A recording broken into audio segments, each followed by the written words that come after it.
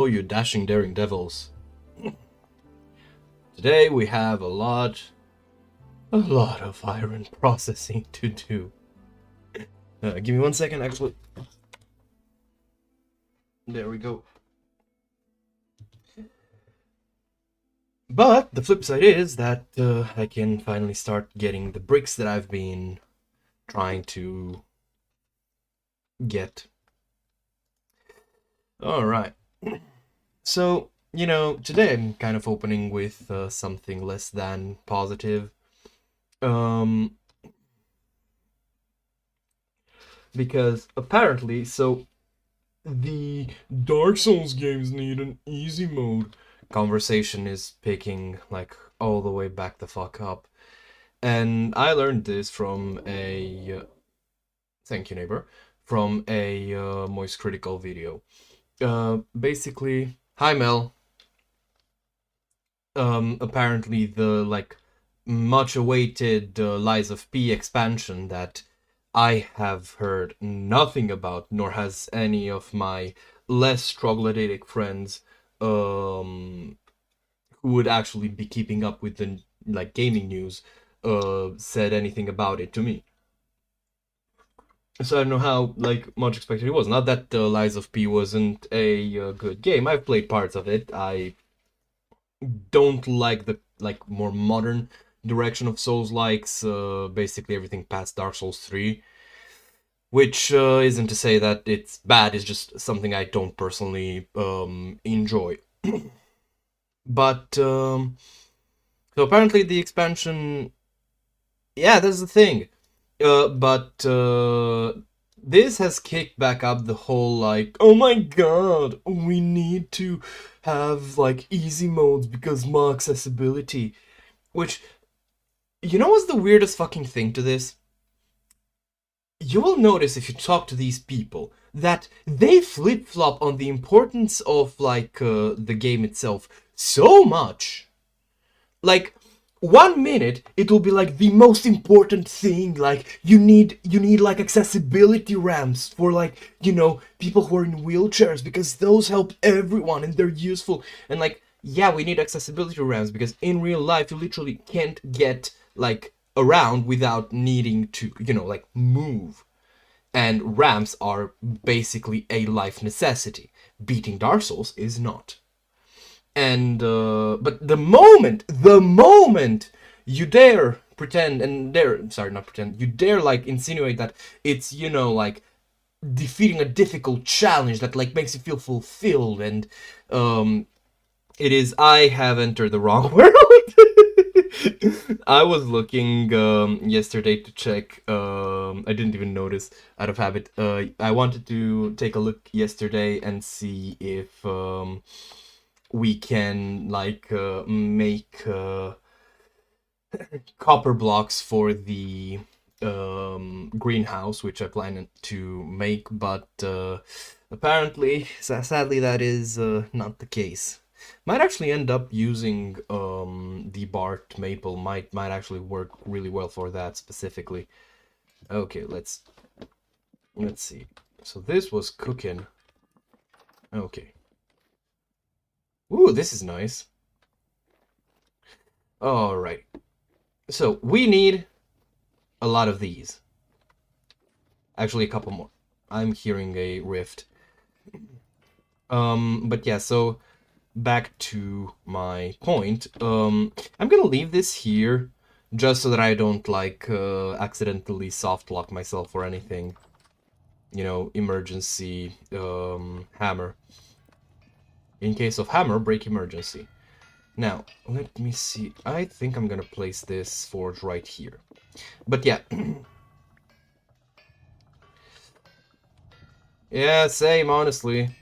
Actually, because I think I mentioned before that my headset is sadly a fair bit worn, and in turn that makes it pretty...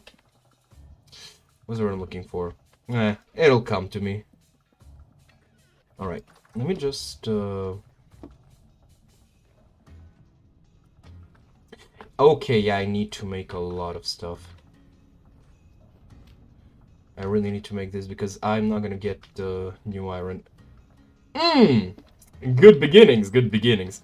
But yeah, so back to the thing. But they'll flip on like mocking the game and well, basically denigrating. Where is my? Oh, there it is.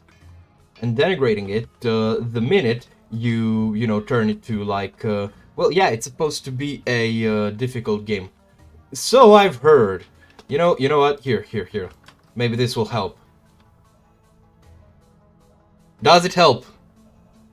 Yes, no, maybe so. Anyway, we've got work to do. Work. So yeah, it's really fucking slimy, I think, to like you know, swivel on a dime between like oh, why should you like feel proud about this? It's just a video game. To it's literally the most important thing ever to do. Because, you know, at the end of the day, the reality is we all know it's being disingenuous. Alright, we have a pot of food. Hooray for vegetable stews.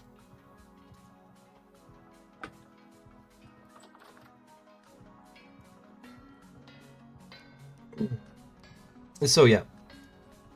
Well, I'm sorry to hear that, or rather to read that, Mel, but I'm, you know, here like, the funny thing is, today it's, you know, just kind of crisp, here, so I'm fine, but, some days it's insanely fucking hot, and when I stream, if I turn on the, fan, it's audible in the background. Here, let me just, give an example. This is the lowest speed. And I can see that the microphone is picking it up. Hello, welcome to the stream.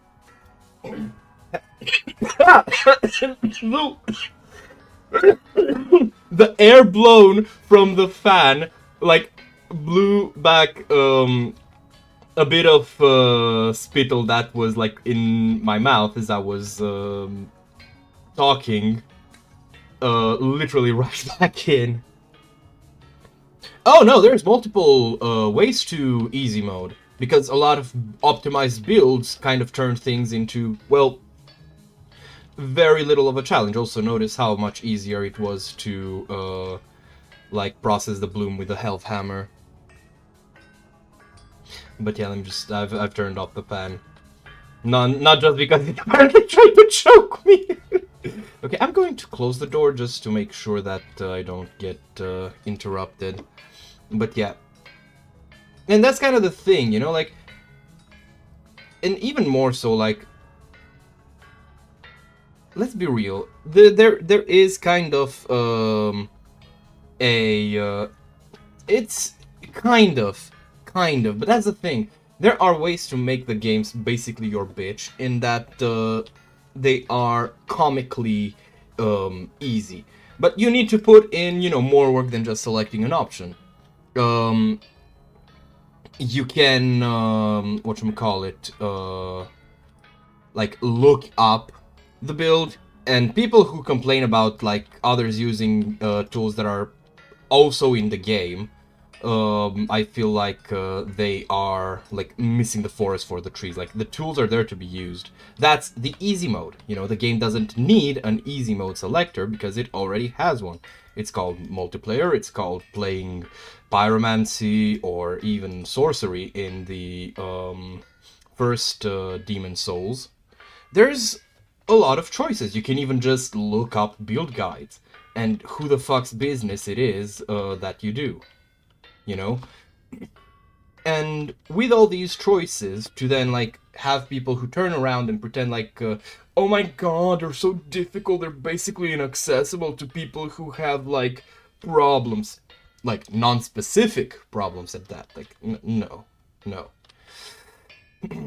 And again, what gets me the most is this flip-flopping between, you know, oh my god, these games, like, not having access to them is like not having access to the rest of, you know, the human world, by, like, not having a ramp or something. And, oh my god, like, you actually think this game is worth something, Lamau. It's just a video game. Okay, then don't play it. It's that simple. Funnier still is that, the principle of the matter is... Hold on. I made my game lag.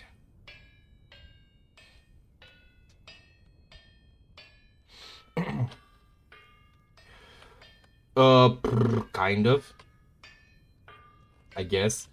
But yeah, I'm not much a fan. Also, hold on, actually, no. There's another take that I find, like, comically hypocritical. Because, you know, people give as an example as to why you don't want an easy mode, that, you know, having an easy mode feels like a cop-out. It makes you also feel kind of foolish when, you know, like, for example, I have never in any game... Amnesia the Bunker, first time I played it, got close when the beast started roaming right as I was, like, pouring out fuel, and I had run out, like the generator ran out, and I was plunged into darkness. Well, I'm glad for you. Not all of us have that kind of privilege. I'm joking. I know you're talking about the temperature outside. But, yeah. So... Brain, please. Speaking of not having a useful brain. Right. The flip side is that, you know, when people talk about, like, the argument against how, like, you know, having this kind of stuff would make it feel basically foolish to waste your time, like, trying to... Oh, shit. Trying to face a challenge when you can just, like, switch it to easy mode and just put your feet up, is that, well, you can just not use it. Which, again, it's another case of...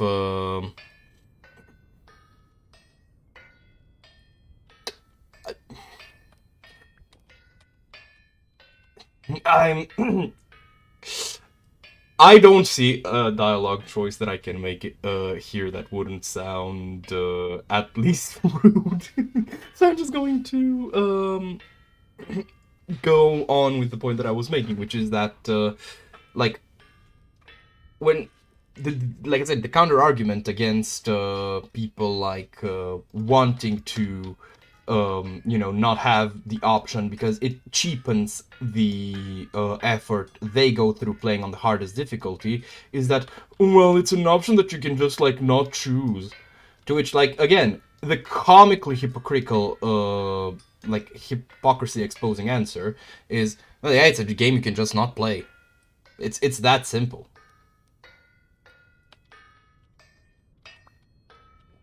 Okay, but it would still be rude.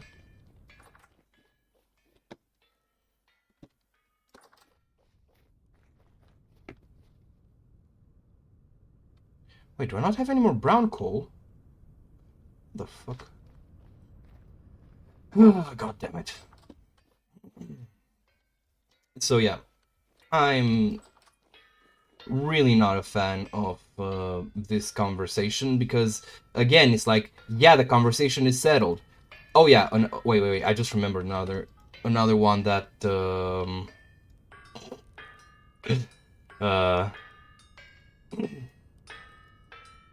so I just remembered another argument that is also, like, comically stupid, which is hold on, let me... God damn it, you derailed my train of thought. No, it's not. Weekend streams are in the morning. I have decided that that is the case, and so it shall be. I don't want to...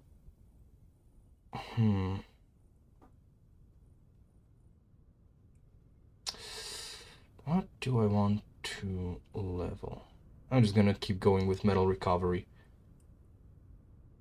Wait, where did I put...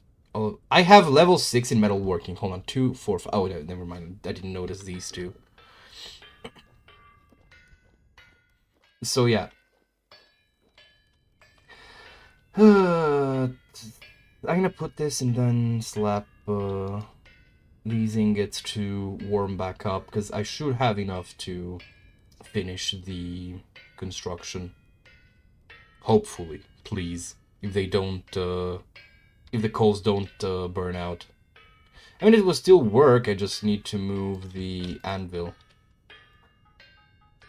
There we go. Because then I can mix them with these others and make them, like, heat everything up to a workable point. But I will need to move the anvil before I get a toggle.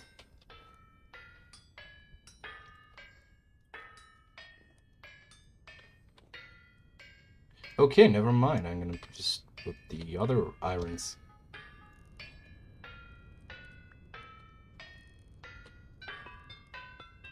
And afterwards, I can start working on the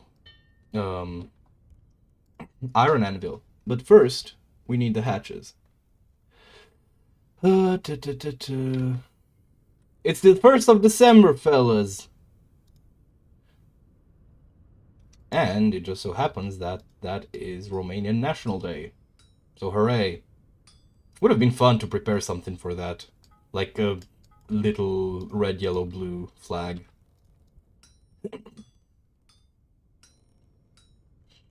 But yeah.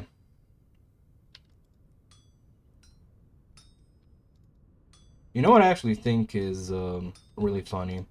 Regarding the like general conversation about difficulty. I genuinely expected while playing Kingsfield to find myself like frustrated and struggling with the game's difficulty, because you know it's like a FromSoft game for one, but it's also like retro. And sure, it's like difficult to navigate the game because it's got a maze-like aesthetic. Have fun, Mel. See you around. So it has, you know, like it's both a FromSoft game and it's a retro game. Like that's pretty much a recipe for not the easiest or most welcoming game around. But when I played it, I found it like surprisingly chill about things. Like it's not modern easy by any stretch of the imagination, but it is very much, you know, a straightforward game is the best way that I can describe it. There's no like hidden mechanics. There's no like permanent soft locks that you can like accidentally get into. There might be some, like for example, I know in 2 there are ways that you can get stuck into like rooms where you like don't use the rhombus key, but for the modern, like for the original Kingsfield, it's genuinely not that difficult, right? And that's pretty much like the most retro FromSoft game. So what the fuck are we talking about with the modern ones? Like they're great games, and that's kind of the short and sweet of it. There's literally no reason to what's the word I'm looking for?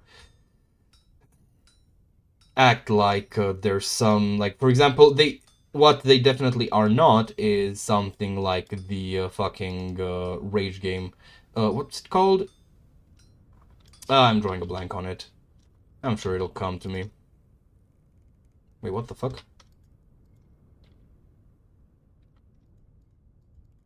Why can I not? So if I put this here, what? This isn't hot enough. The fuck are you on about? Well, it looks like I'm gonna go have to grab some. I'm gonna have to go grab some black coal, which I don't like using. For this, at least. So yeah.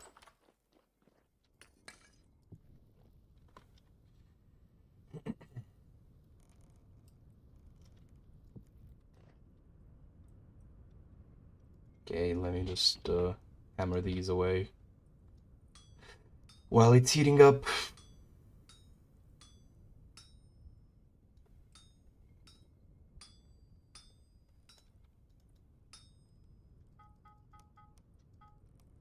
I'm just gonna heat these up, put them back on the workspace so I can get some more ingots. I did not plan these out, though in my defense I'm not really sure how many ingots. Sorry, I don't know off the top of my head how much iron I need for this.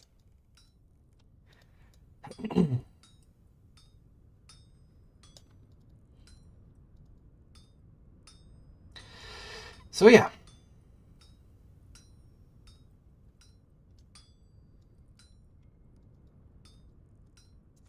In other news, how's y'all's week been? Mine has been mostly uneventful, actually. I made a change in my schedule for working out because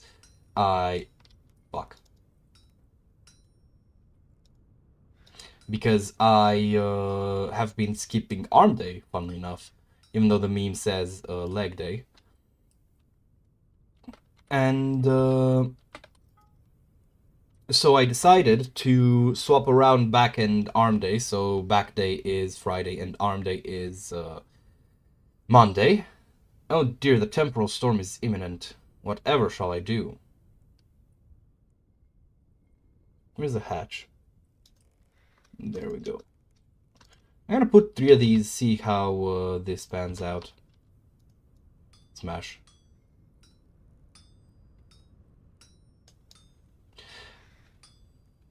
I used to find the like brutish character tropes just like inherently funny when I was younger. And I can't explain why. I just thought it was like, haha, funny beef man. Though admittedly, some of the characters that I find most entertaining are very much characters that are like more muscle than brain.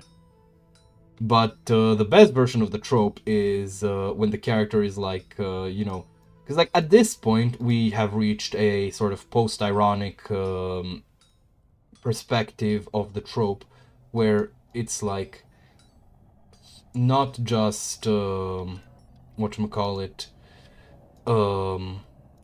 deconstructed, you know, where like, oh yeah, the big beef man is actually smart, but it genuinely, I think, feels subversive at times if the character is actually not smart or like, you know, had some miscellaneous skill. I've honestly, like, thinking about it, I think for writing, it's never a good idea, or not never, because, you know, never say never, right? But it always tends to give worse results when your character's, I guess, design, even just the narrative one, is built on, like, relating it to something else, rather than built off of, you know, the type of character that... Hey. Hold on. I am armed. Oh shit, it's a corrupt one. Bro is juking the fuck out of my bonks. There we go. I'm playing whack-a-mole. What the fuck?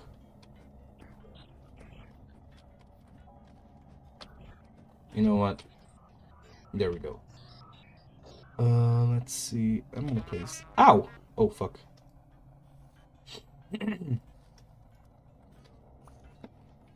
I hear there's a wither... not a wither, a shiver.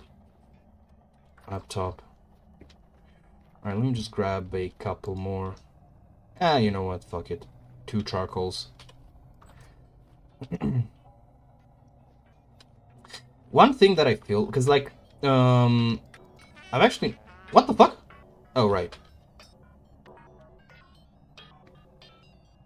One thing that I've kind of noticed is that you very often... Sorry, brain, come on, work with me. Rather, I should be saying, I haven't noticed the like temporal stability restoration mechanic. Like when you kill during a temporal storm an enemy, your temporal stability goes back up. And I've never noticed this to work outside of a temporal storm, though again, I haven't noticed. That doesn't mean that is not the case. It just means that I am not aware if it is. And what I'm trying to say here is that I feel like it's a good idea, it's a good design to like keep the player from just, you know, camping out indoors. But it is like the temporal stability loss during a temporal storm is not great enough to kind of incentivize me to do it. Actually, I think moving it this way might go away. There we go. You know, because I feel like you do need to incentivize desired play style, and that includes through like let's call them soft incentives, which are things like, you know, do this and you will acquire a reward, and hard incentives, which are the basically or else's of game design. You know, do this or else what? Or else you are going to melt into an incongruous puddle of temporally unstable slurry. You know, and both are valid design techniques. And that's just kind of the end of my assessment on this topic specifically, to be real. But yeah.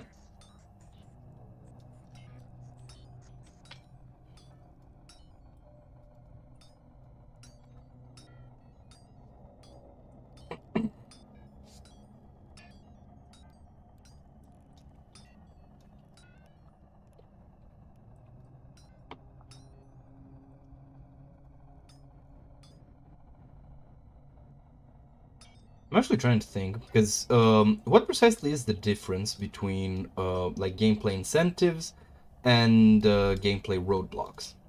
Because, you know, if the game basically forces you to do something or else you can't progress for any reason.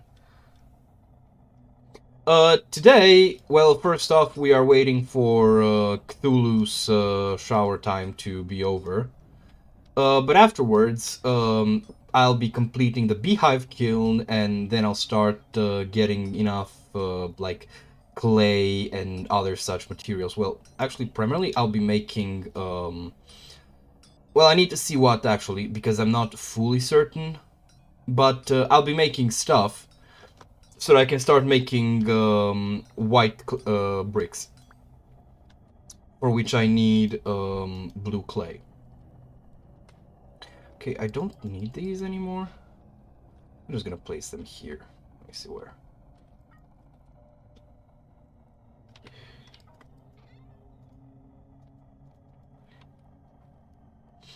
Afterwards, I'm not fully certain, but I think I'll start working on a greenhouse. That feels pretty reasonable. Are you waning? No. Are you waning, son? Oh wait, I still have some more metal bits.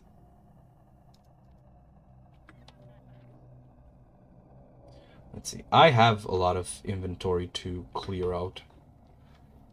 Okay, let me just... where is it? There it is.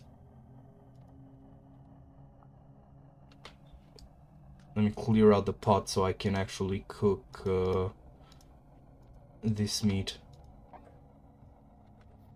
There it is, it's waning now.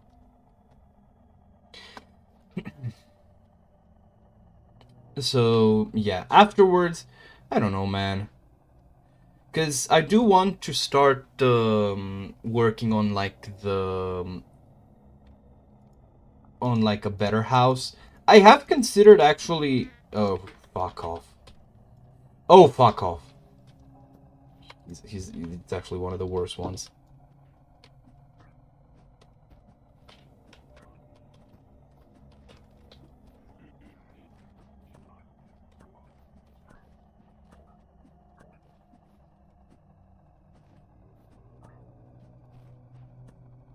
Can't see.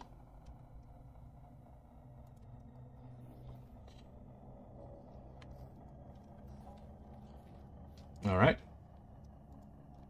And it's time to cook. Come on, Jesse. Woo! Back to normal time. Let's go! I'll have a lot of peat to, pull out.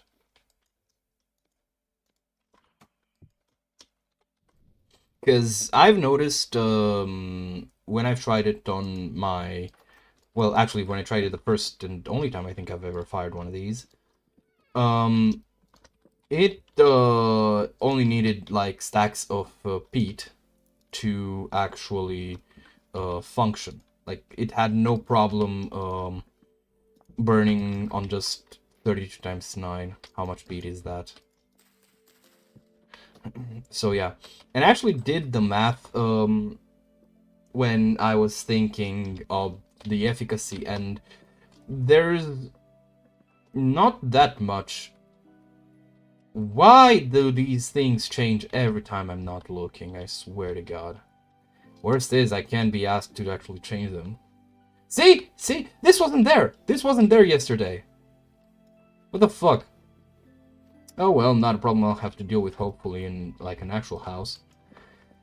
Okay. That's gonna be for eating. Hold on, I'm gonna need the lantern. Ow! Hold on, I wanna see something. Wish these things would go away. Okay, it doesn't matter which. Can I recycle it? No. So these I can't recycle, which means I'll need to basically fill it up with, what's the word I'm looking for? Shingles! Huzzah! I am so excited. Can you feel the sheer joy in my words? I'm gonna get started on making shingles. What the fuck did I make? A hoe mold? You know what? Fine. It can go on the top.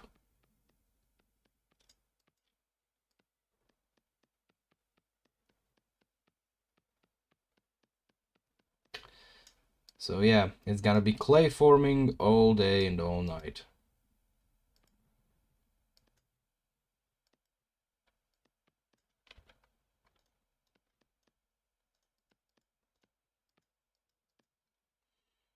Those were two different shapes. Am I the only one who noticed that?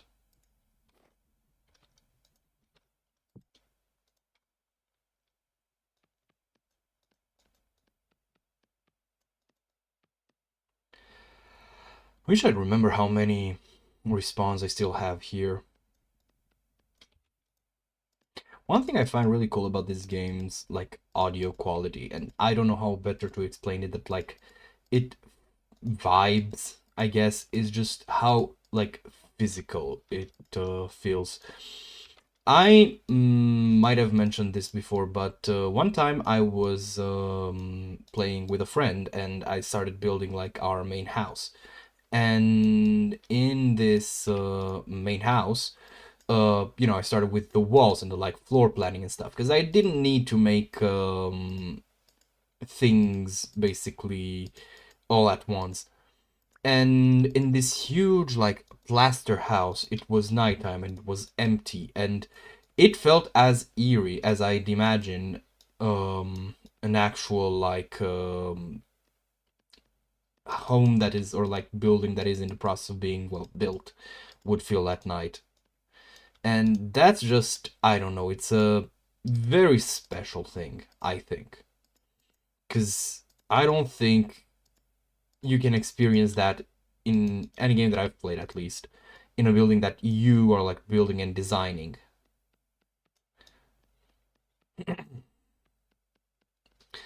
Because I think this reflects how much this game just makes spaces lived in just through the simple mechanic of like ground storage and leaning and all that stuff. You know, because it's like this, aside from the tapestry, which admittedly is not my best piece of design, but like this feels like a place that's lived in because there's like a lot of stuff, and it's both strewn about and it's like in specific places, and that's purely organically.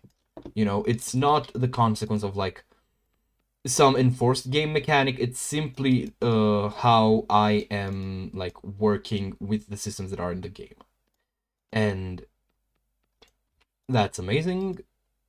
And that's just kind of that. I'm also very proud of the sink. I have managed to figure out how to make sinks of just like one block in size. Because normally I'd be using slabs to basically to build walls. So yeah.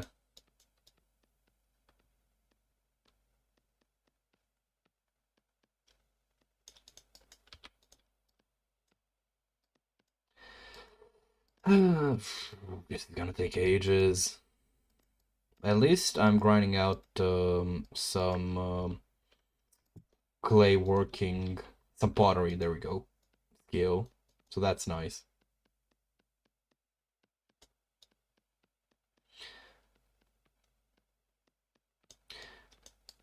How many of you guys are familiar with Tom Cardy, the singer who makes like meme songs?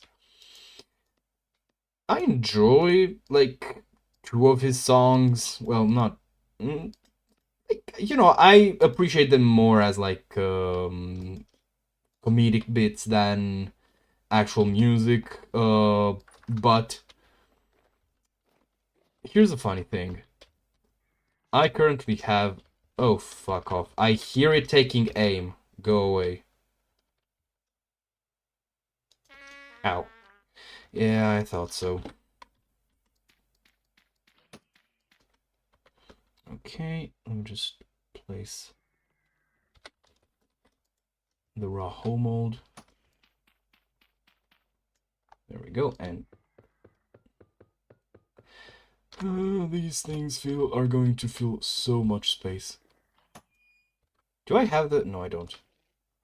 Okay, you know what? I'm going to kill it. Where is it? There you are, you fucking bastard.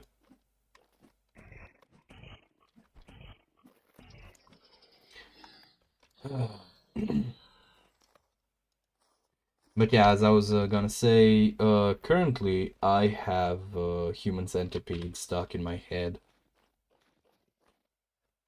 And it's not very fun. I am particularly prone to getting songs stuck in my head. Too stressed to be milkable. Same, honestly. So yeah. Oh my god.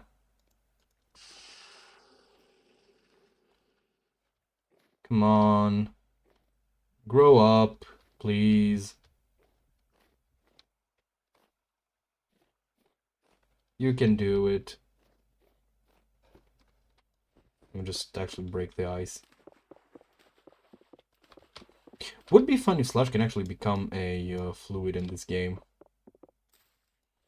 Because then you could have, like, if I break ice like this, and there's snow on top, the snow falling in causes it to become, what's it called? Slush. Which you could, like, dig out or something. Though there's not much use for it, but it would be a neat bit of visual, I guess. Fuck you mean moisture 25%? Well, doesn't matter. I hope they're gonna grow out like this. Because afterwards, I'm going to be making this into the greenhouse. So yeah, I've kind of settled on a rough design for the greenhouse, but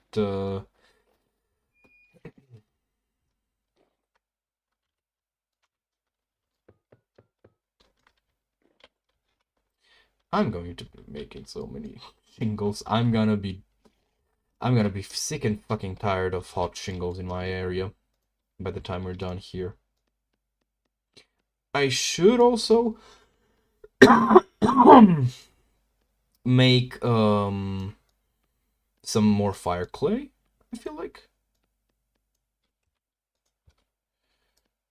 And I will. That's the end of the sentence.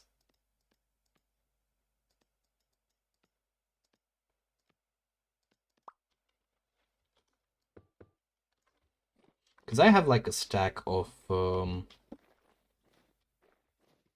I have any of them here? No. So I use pretty much all of them. But yeah, I have a full stack of flint.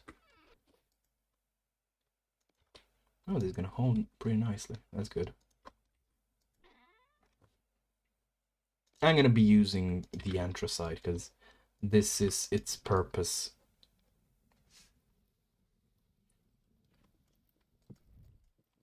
Speaking of purpose, I didn't know for like a long ass time in my life that a purpose is an actual animal that exists. I don't know, I just kind of assumed it was like a meme jokey, I don't fucking know. I just thought it was a joke or something whenever I'd heard of them. Oh wait, I have one placed up top I think as well, right?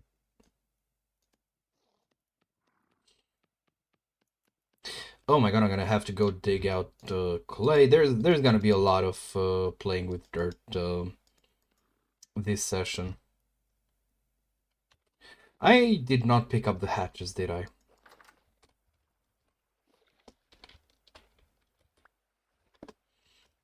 Now that would have been a funny turnout, just fucking forgetting about the hatches. Alright, in you go, and out. In you go. I'm gonna leave them all open. Hold on, do they need to be open or closed? Let me see real quick. Blue clay. Okay, so when no doors are open. Okay, they all need to be closed. Not opened. Admittedly, there's also like some pretty good looks on the...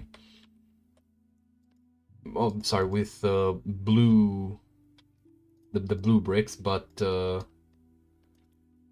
well... I just don't want to make them. Might decide against it and actually make some, but it depends on how it turns out. Because for the moment, I want to get the walls and the floor planning done. That's usually how I start with like a actual house. Afterwards, I like start figuring out where I want to put what. You know, like for example, I might decide to make a I don't know what I would call it other than like a flower room within the building, and that's where I would use like the tapestry, but the return tapestry, sorry. How fast is this going? Not particularly fast or slow. I actually want to see. So it seems like one anthracite gets through like, I don't know, 4 or 5 of them. So I'm gonna leave, I don't know, I'm gonna say 14. And see how right I was or not after it's done. Because I still should go dig out. I'm gonna be working here outside. On such a beautiful day that is almost...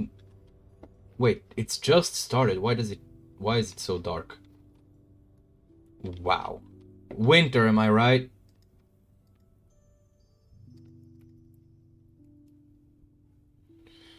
Where's my food?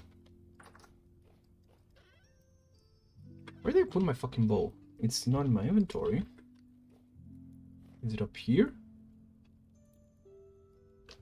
No, it doesn't seem like it. Yo, what the fuck?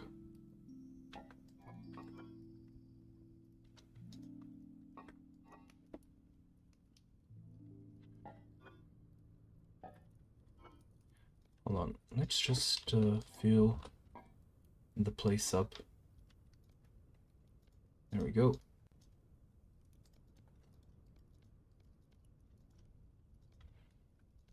Let's put in some some blue clay bricks as well.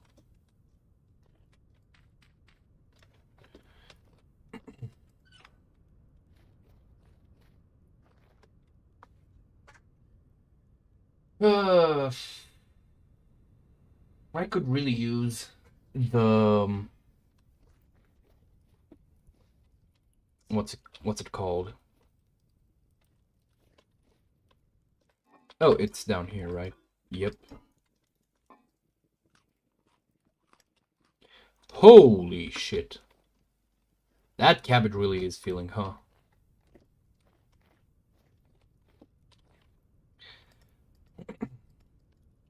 By the way, today's stream is probably gonna be a lot of this. Unless I need to go get some more. Wait, I should see if I can do it on the table. That would be pretty neat. And it's not like it's... Okay, let's see. Yeah, let's go!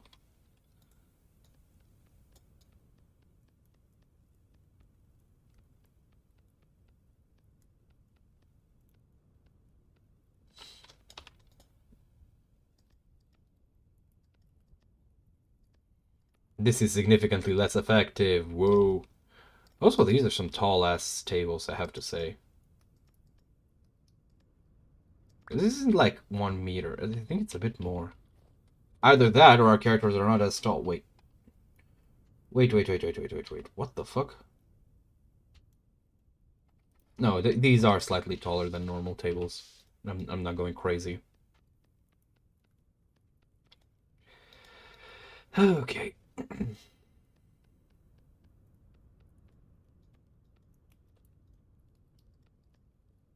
You know, that's probably not going to surprise anyone. I just realized that I set out to grab the peat, and I just didn't. So I'm gonna go after I'm done with this. Fill up the peat pit. Sorry, not the peat pit. The what's it called? No, not you. Go away. There we go. Fill up the underside here.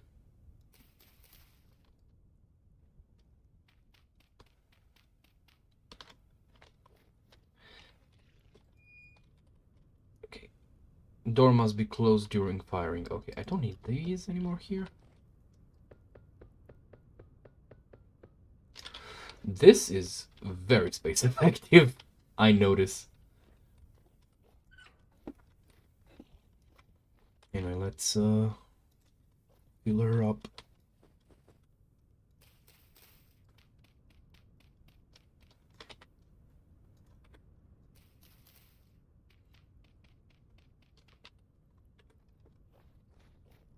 Did I leave something to get smoked? Nope, nothing here. Where's it?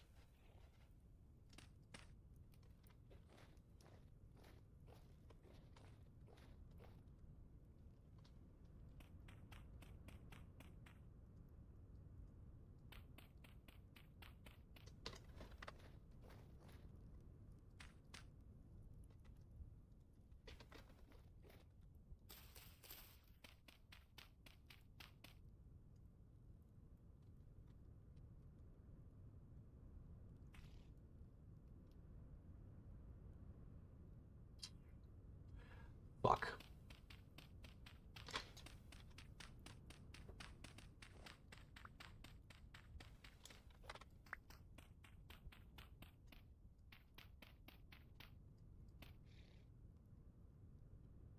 One, two, three.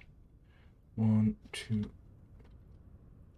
gonna place this here just so I don't get confused. I feel like this might be a prudent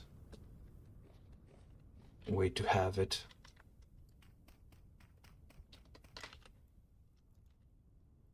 Okay, let's just make...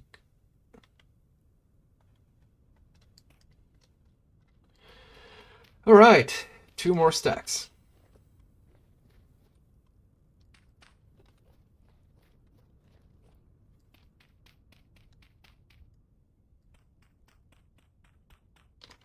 Okay. And now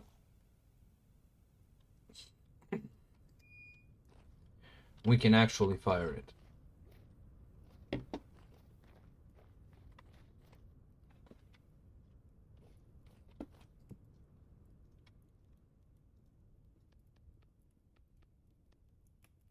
Probably gonna make some vessels or something when to like fill out the top, because I don't know about you, but I really don't feel like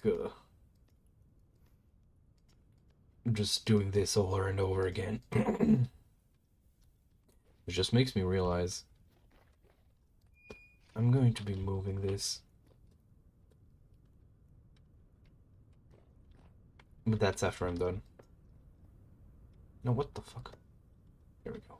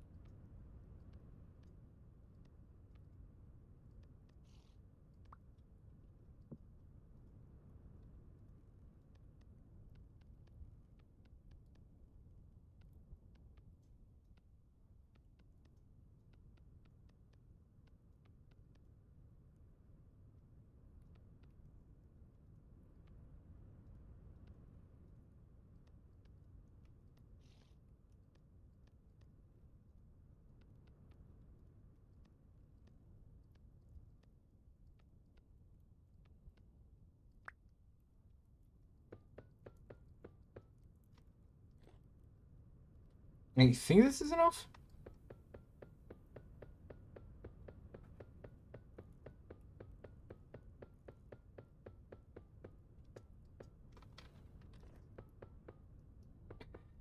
Time to figure it out.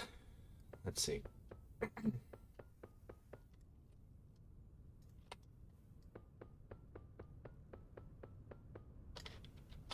Oh wow, I think it's just enough actually. Yeah. That's cool.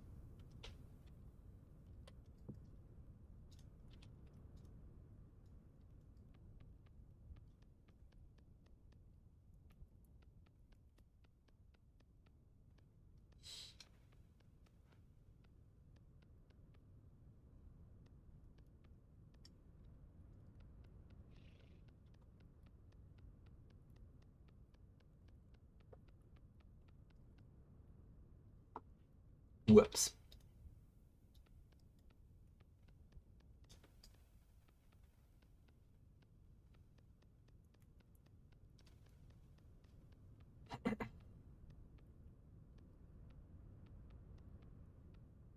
Why am I getting a headache after drinking water? How the fuck does that work?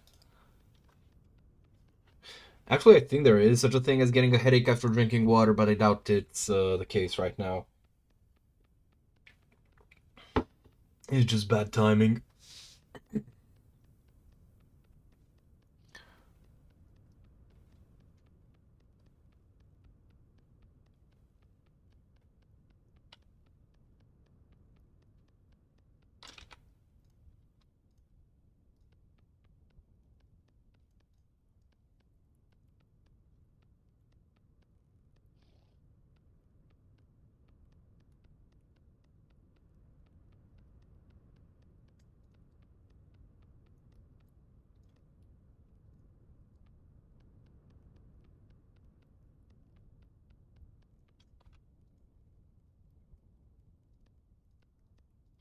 What up?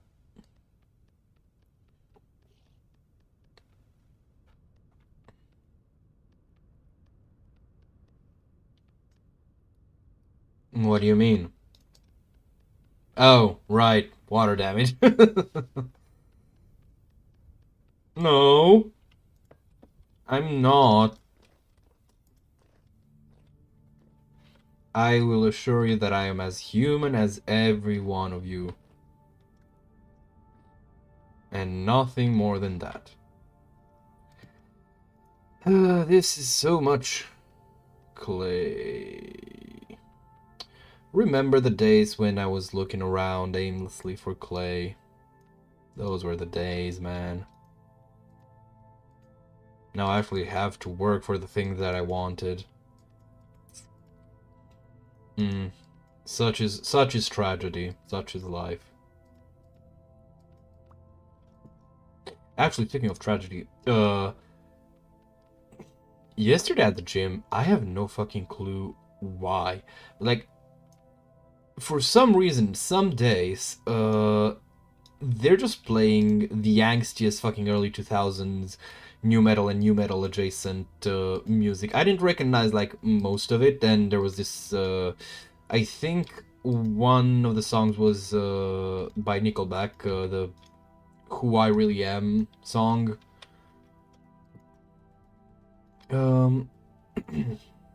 But like, it was weird because normally they're just running some like disco shit, because here in Romania there was like the specific vein of disco that was popular when I was an actual fucking infant. And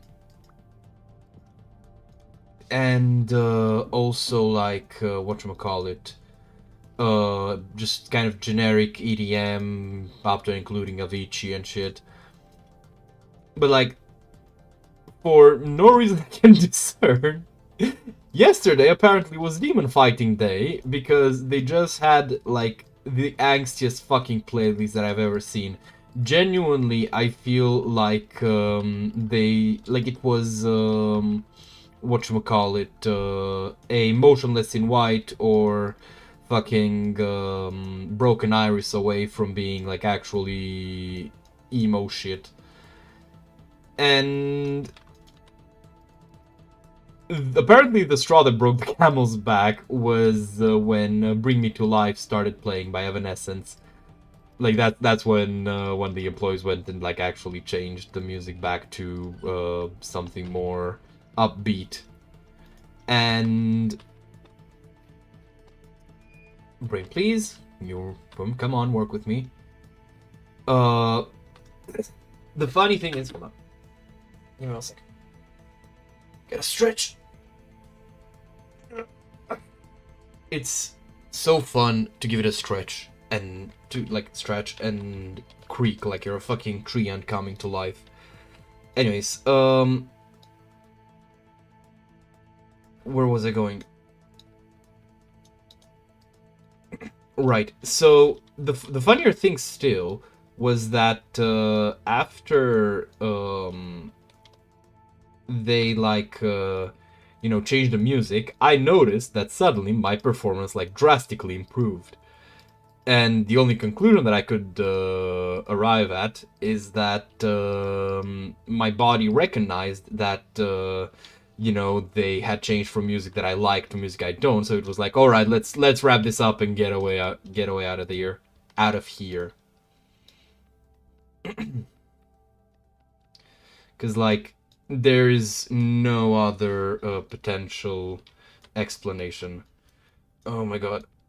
I'm dreading because like in 3 days in game it'll be, sorry, not 3 days, in 4 days it'll be the 6th, and a man of my word I may be, but that doesn't mean I need to be happy about it. And if you remember, Padoru, I did say I will actually sing the Padoru song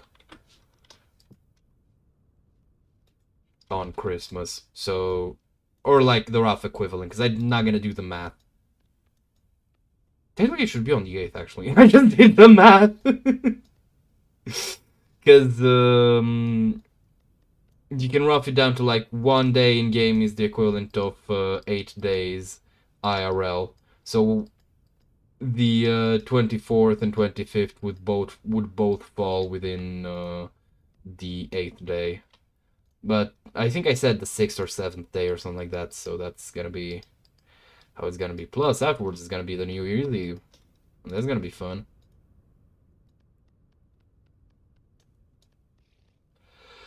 So yeah, oh right, let me just try and milk the goat one more time.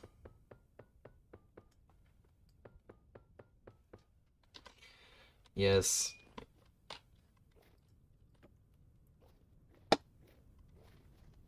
One can't be a streamer if they're not willing to embarrass themselves for others' entertainment.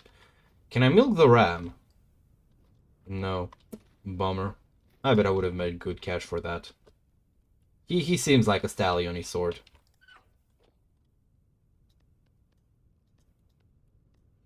Speaking of stallion semen, I remember playing Schedule 1 with some friends, and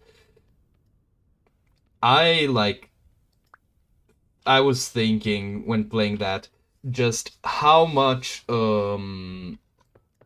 whatchamacallit, the policeman would be actually dealing with, considering the fact that, like, listen, it may not be technically illegal, but how in the ever-loving fuck would it even seem reasonable for someone to be walking around with, like, what's it called? 10 kilo... Oh, wait, let me just... I was thinking, because I do have some more grog.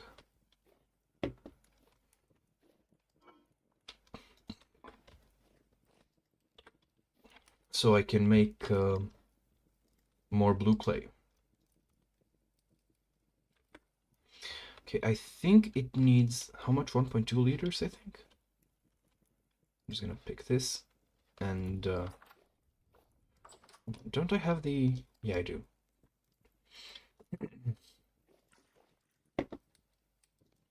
That's a 1 and a 2. And,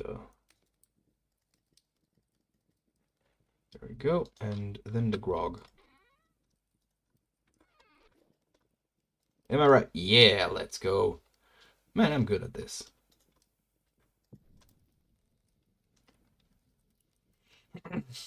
But yeah, where was I going with it? Right.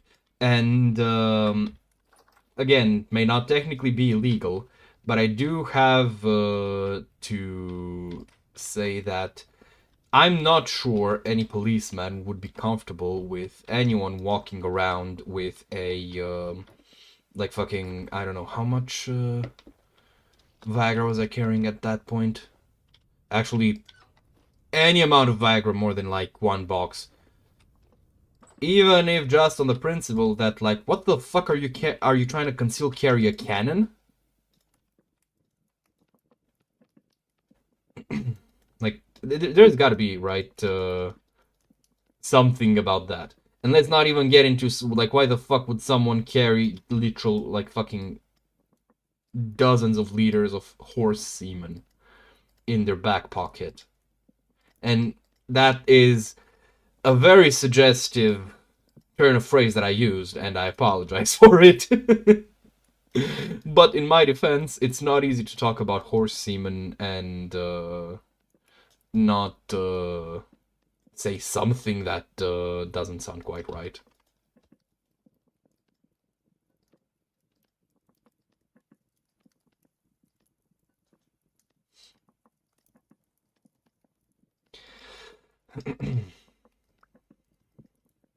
Actually, a few days ago, yesterday or the day before that, I saw a video where... Hello there. I saw a video where the creator was talking about how the stump she was, like, you know, showing for the video was filled with, like, something very valuable, which turned out to be sap, like resin. And I just... I was looking at it like, man, that's just not fair. Alright, let's see. So 1 and 1, 2, and the grog. Need some grog.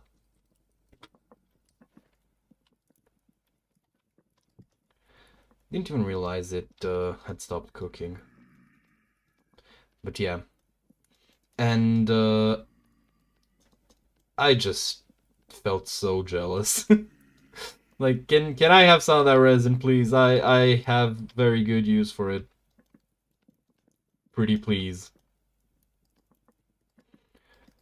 But yeah, honestly, such is life. There used to be a period where, I think because of primitive survival,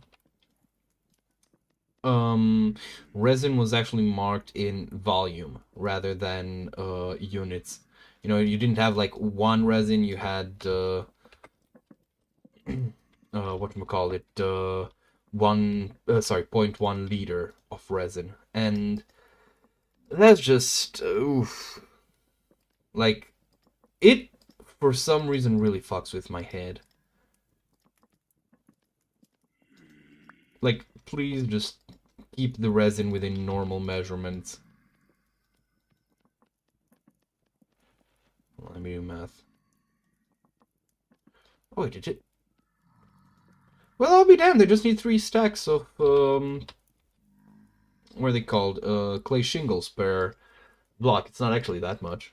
Because it's 192. That's straight up 3 times 64. Well, now I feel a bit better about it. Until I realize that I'm gonna need, like, a fuck ton of clay.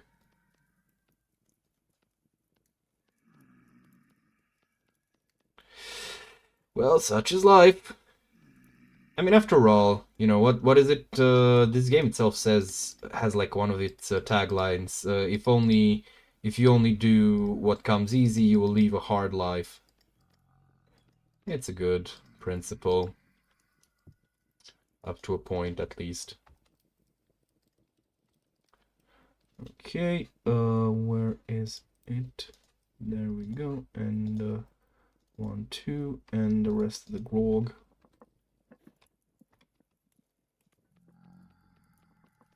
I love how this guy keeps trying to get in. I dread the day because I'm near certain that we will actually get what's it called?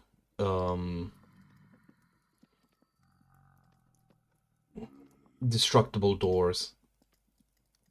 Like I'm pretty close to certain. And that's just not a day that I'm looking forward to, I'll say as much.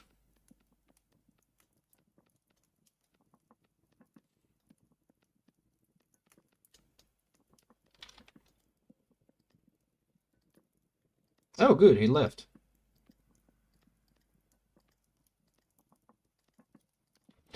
Dude, this crackling of the fire in the background is just honestly lovely. Just stay quiet, winter's not.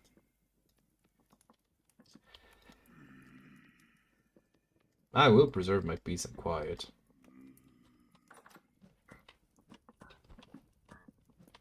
They're happy. Wait. Okay, yeah, he just had one more sound queued up. There we go. Nice, quiet, peaceful. Would be nice if it snowed outside so we could actually have a fairy tale landscape, but this is fine too.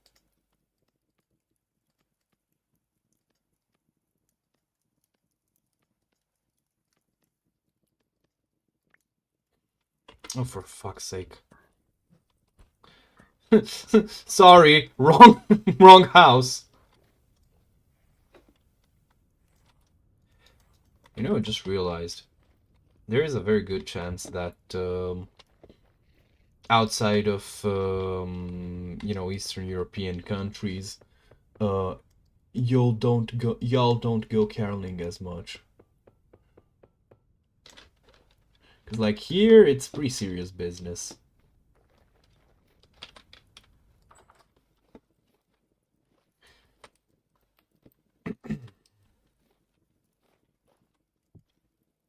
But yeah, I bet he just wanted to come in caroling. I just think he was a bit misguided about it. But oh well.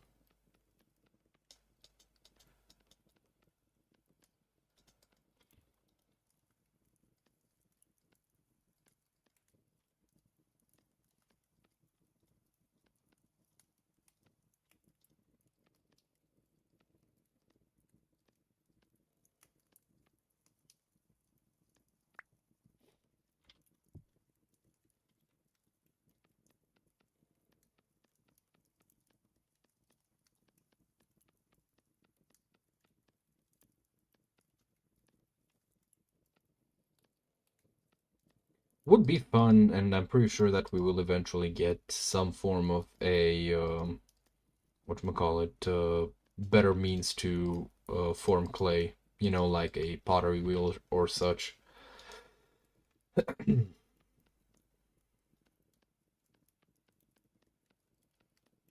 The question is, how precisely could we improve it?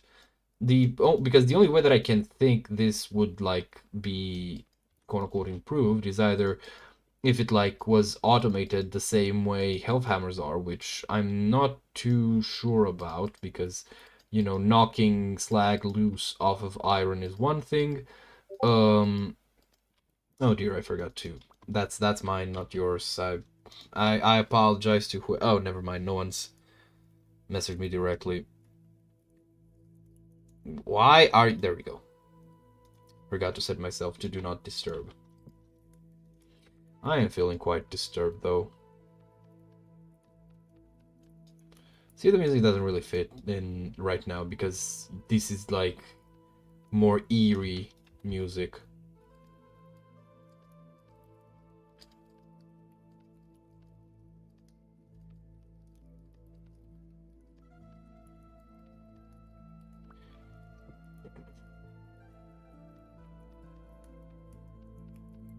You know, one thing that I find quite strange is how people struggle to like even consider how, we could have come to be the way that we are just by like natural processes. We are hardwired to find exploration, to find like the unknown attractive, even if it may be terrifying. Like, there is literally no way we would not have, become the species that we are today. Like, literally impossible. Just by the simple premise that we as humans have an inherent curiosity for the unknown. Oh, wait, I'm gonna leave 2 more here. I need to separate them so I don't get them confused. I can't get the mixed clay thing soon enough. This is really gonna speed up my acquisition of blue clay.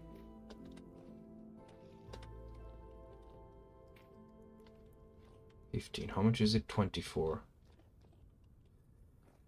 Oof. Oh! Nah, he can't come in. Yeah, that's right. Get laughed at. You clown. You absolute buffoon. You actual circus participant. Yeah, I told him. Go me. Alright, let's try milking the goat again. Ma'am, why? Can you calm down? I really need your milk. For reasons. I assure you, though, they are straightforward. Oh, fuck. They are honest reasons. Where is it? What was I looking for? Oh, right. I need some more clay. My inventory is a mess. I apologize. Okay, need 1 stack and a half. That's 96, 96.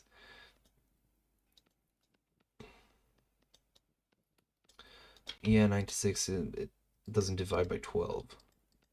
Doesn't even divide by 3. What the fuck?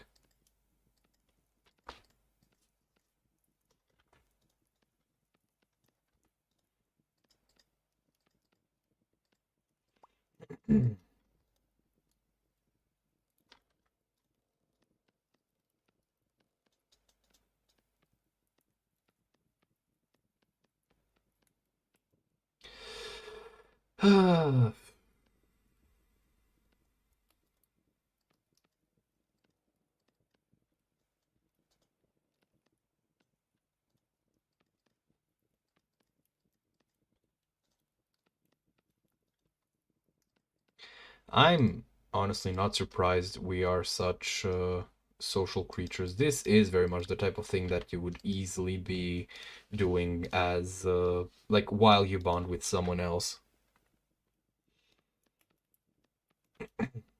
You just stand here, you know, you work with your hands, but you're also like half talking to someone, not really paying attention that much. These are nice moments. And oh god, I might get philosophical again.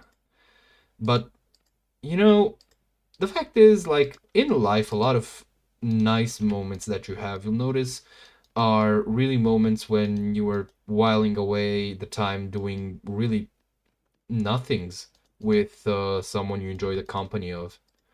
And again, I think that really speaks into just like how social our species is. I genuinely think that we may have, you know, our like human intellect, which has created these nightmare thunder bricks that like, you know, monitor every single thing about us, that are like even now most likely listening to you know, what I'm saying, what you are saying, and all that shit. But at the core of it, we are still just animals that, you know, we enjoy the little things in life. And I don't think there is any point at which someone can be said to not enjoy just something that is so close to, you know, our nature, as just socializing while, you know, doing like menial labor for the interests of the tribe, or what's the word I'm looking for? Come on, brain. I believe in you. Or just simple maintenance. But yeah, menial jobs in general. It's, I don't know. Because it's like, what, you know, denotes prosperity? If you, I think I've mentioned this before, but if you aren't like doing anything, you start to become, well, I'll be damned. Apparently it did pan out. I am shit at math, apparently. Um, if you like don't really work, if you don't do something, it becomes such an abstracted aspect of like living. And this is actually something that always comes to mind when the like, oh my god, today's generation is so lazy accusations. Like, no, we desperately do crave labor. What we also crave, however, is, you know, basically being allowed to be people, which not a privilege we're often afforded, to put it nicely. There's this video. I'm not sure how much I agree with it because I haven't really watched it. However, the premise I do somewhat strongly agree with, which is no, Gen Z isn't lazy. They're actually the only generation who has balls. I say they because I don't fully fall into a Gen Z mold, because I'm technically an elder Gen Z, but culture in Romania, first off, Gen Z is nowadays, Gen Z and millennial are more of a online kind of generation. You know, more a matter of like how you're raised, I guess, in contact with the wider world through the internet. Um, but it's also like generations are also a matter of culture. And to be honest, Romania was playing catch up while I was growing up with the rest of the world. I still had like a Windows 98 PC up until like, I don't actually, I do know, up until 13 years old when I got a Windows 7 or Windows Vista. No, it was Windows 7 PC as a gift on my birthday. And that's not to say like, oh my god, we didn't know this. Like, I'm just gonna put it as technology adoption was rather modest in speed in my house. Oh my god, we're running out of clay, bros. I should put the crucible away. But the point is, like, this was still a thing that could be in a, like, 2011, 2010 home, right? So, in that way, you know, I grew up with, like, the more millennial stuff, you know, the, like, early episode, the early seasons of Pokemon, fucking Jazz Jackrabbit, hell, Doom. Like, it was only at family friends who were more technology nerds that I would see more modern for the time games. I was traumatized by being allowed to play Prey. Like, I still remember this. I think I've mentioned it in my own playthrough on this channel. There is a bit very early on where you like actually it's when the gameplay actually begins, where after the transport line gets blown down by the rebels, you know, pick up your wrench and you start to move. And one of your fellow humans that was knocked down, because I wasn't like particularly horror savvy or like genre savvy at the time, so oh my god, this just makes me. Hi, welcome. Make yourself comfortable. We're molding clay. So I wasn't too familiar with like what horror could like fully be. So I was genuinely expecting the thing, like, based on how it was positioned and how he, like, you know, was cowering and he wasn't looking at me and stuff. I was genuinely expecting him to turn around and, like, you know, just like get in my face and scream. And that stuff, just, I don't, still to this day actually, I don't like that kind of horror. It really fucks with me. Because I'm naturally, sadly, a rather jumpy person to like loud noises and shit. So that just like does not do me any good. You know? So hold on, let me just not drink the bowl of water.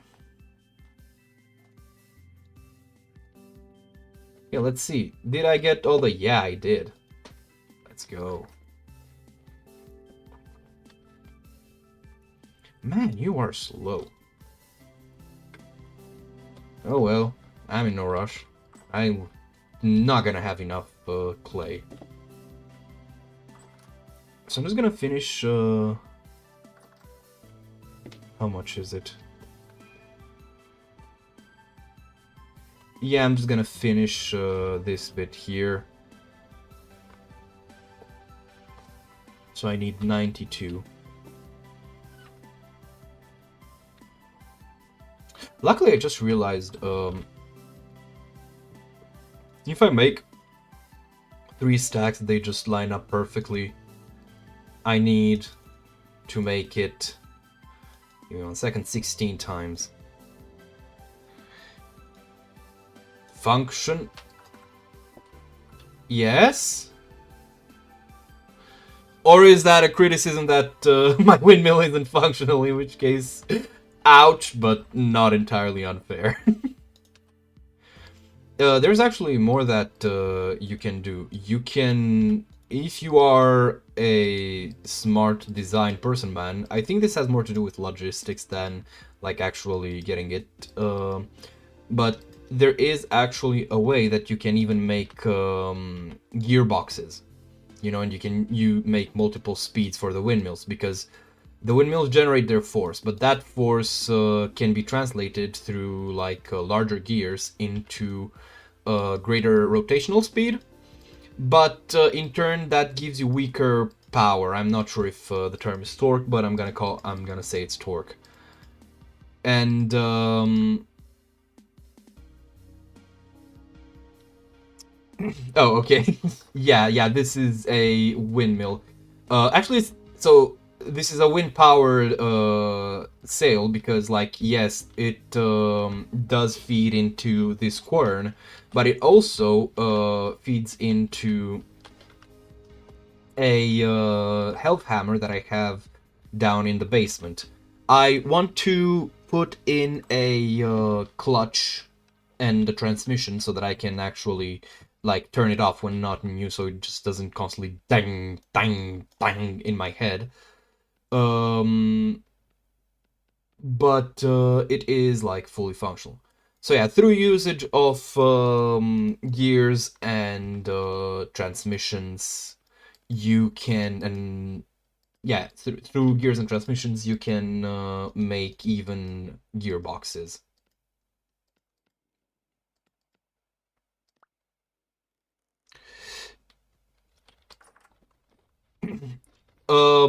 Basically, well, the process, like that much, I can like explain how they work on like the fundamental level. Basically, we can go up. Actually, this is one of the cool things about this game. You can actually see things for your. Wait, what the fuck? Oh, I thought this one had a hollow in it. Hold on. There we go. Ow, I am being shot at. These things have so, like, they have the best aim when I don't need them to. So let's just climb up top so we can take a closer look, because this game has a lot of modeling in it.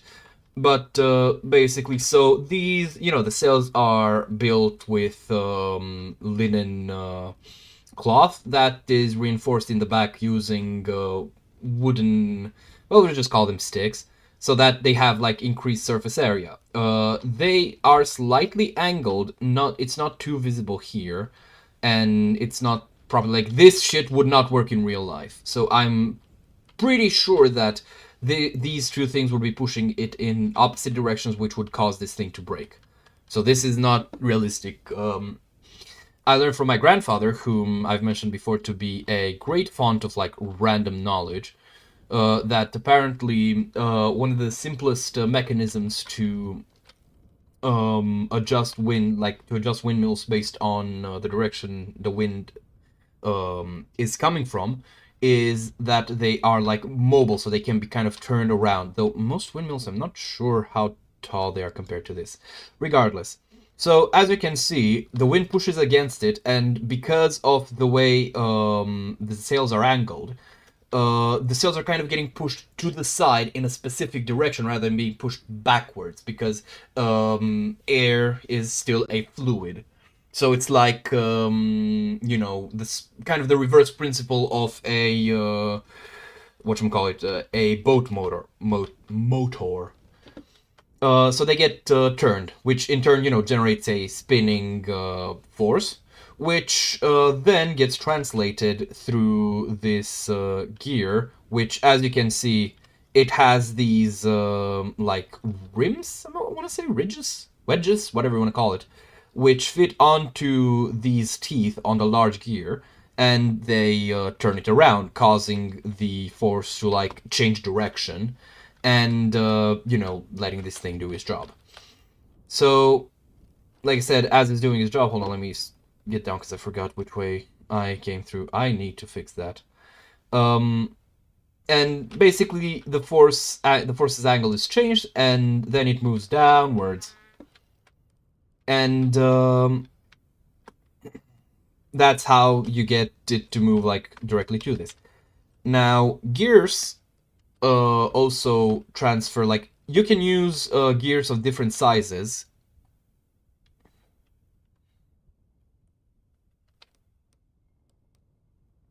Yes, basically, because otherwise, think because if you don't set the sails, like if you don't adjust the sails to face the same direction and be like pushed in the same direction, you know, the wind that comes through the front in one windmill comes from the back in the other, which makes it spin in the opposite direction if there's both like adjusted for that specific turning. Um, Also, if you're curious why you can use gears of different sizes to adjust the speed at which you know, the turning rate happens, it's simply because this thing moves slowly, but it completes a revolution. Basically, it spins once around its own axis in the same amount of time as this, because they are like fundamentally the same piece. However, because this has like much more of an axis to spin, the difference in radius causes this thing to need to move way faster than this, so that it can like keep up and not break. This is partly why, for example, the Earth has such a huge like actual rotation speed if you're at the equator. You know, the whole like if the Earth suddenly came to a halt, people just like go flying. I think, I'm not sure if I mentioned it on stream, but I did the math one time, and you would go something like a few hundred meters, I think. I'm really not remembering too much. If like the Earth stopped for 1 second because of your momentum. So if, let's assume, right, if things like buildings wouldn't crumple because, again, they'd be subject to the same change in force, and they're not built to withstand that. Think of like the worst earthquake possible. You would still basically crash into the nearest hard object at speeds that, like, genuinely nothing alive is built to withstand. I think it's how much, like a few 11,000 kilometers per hour? Or is it per second? No, it's not per second. It is per hour. Not that absurdly fast. Because that gets to like fractions of the speed of light. Because, oh wait, no, what the fuck am I talking about? Speed of light. Hold on, I'm not remembering shit that I was taught. Like this has been this was first year college bullshit. What the fuck? Speed of light is like 300,000 meters per second, right?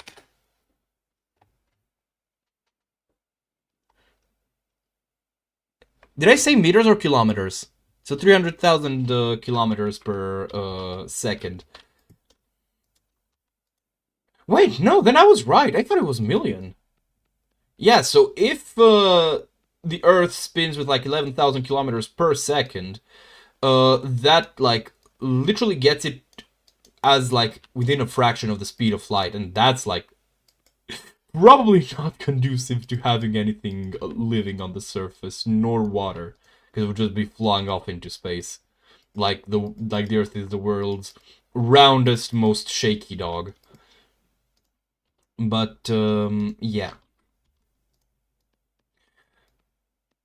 So it's like 11,000 kilometers per hour, which divided by 3,600 seconds gets you like off the cuff something like 300. Let's go with 350. Not doing the full math in my head.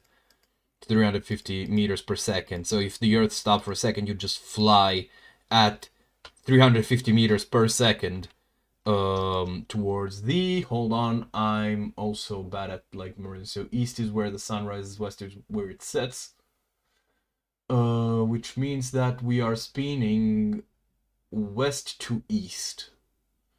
So if it stopped, you would fly 350 meters per second for 350 meters towards the east, which I'll take a pretty good guess that within 350 meters there is a solid object for pretty much everyone but sailors on Earth. Even sailors, actually, because like support beams and shit, but you get the idea. Right? And someone do correct me if I'm wrong. I'm doing this like really off the cuff. Okay, 3 more of this, and then I can go. Chucky is free. I do, or I would like to make like a quern system using chutes, but that would be basically flexing. Should I add it to the super objectives? Probably should. That and making gearbox. Do I want to try and learn how to make a gearbox? I'd probably make it underground because I don't have enough space in the windmill and I'm not going to readjust it. Though it could look pretty sick if with like bits and gears popping out of it. That would be pretty fucking cool. Decisions. You know what? I'll leave it up to you guys. If I am going to make if I'm going to add making a gearbox to the end game objectives, which are basically just kind of self-imposed. So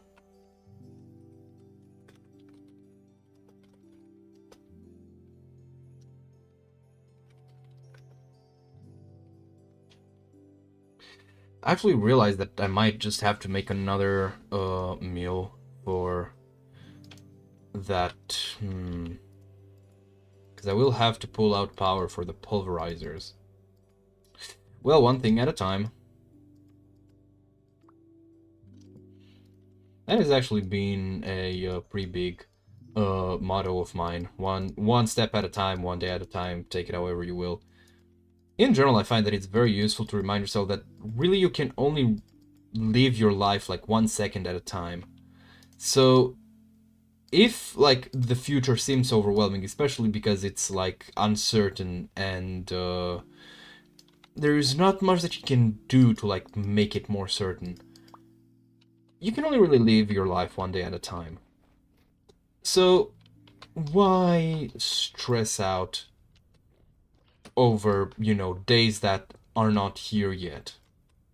Right? That's not to say you shouldn't, you know, have plans for the future and stuff.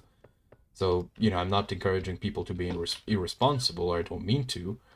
I just want to, like, I'm just reminding people that really there's no way to speed up tomorrow coming your way or not. So it's gonna come, whether you want it or not. And in return, there's not much that you can do about it.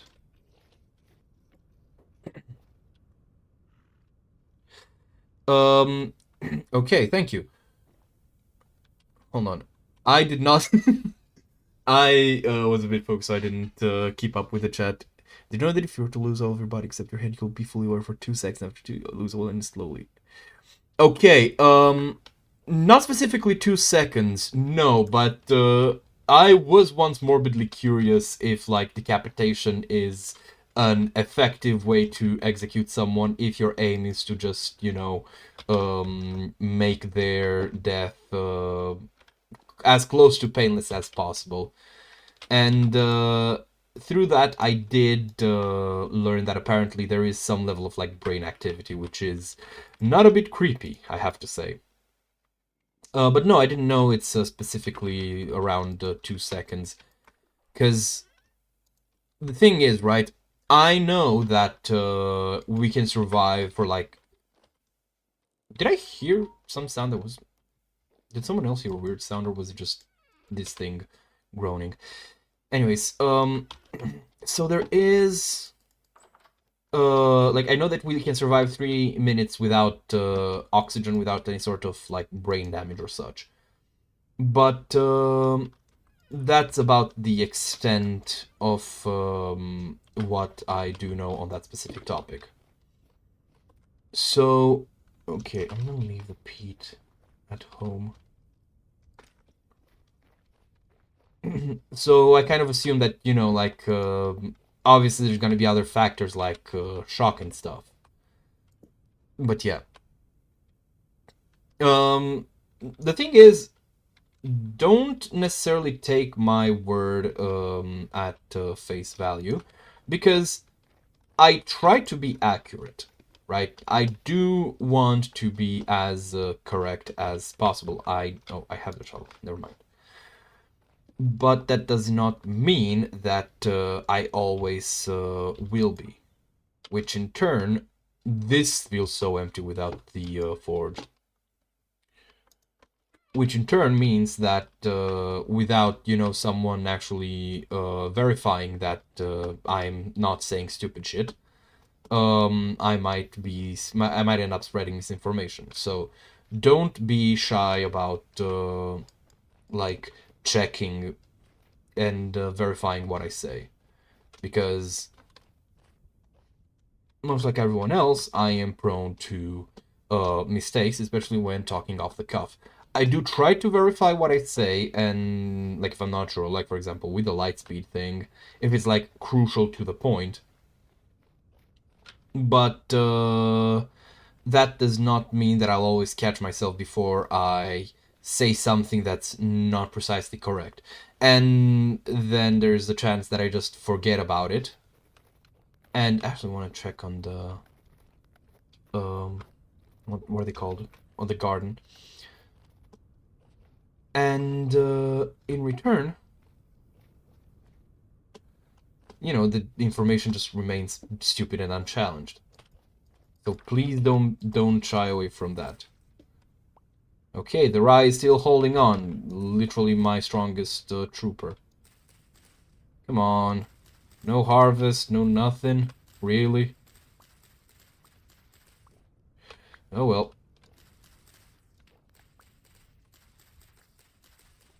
Oh, there we go. Onions. Onions, my strongest soldiers.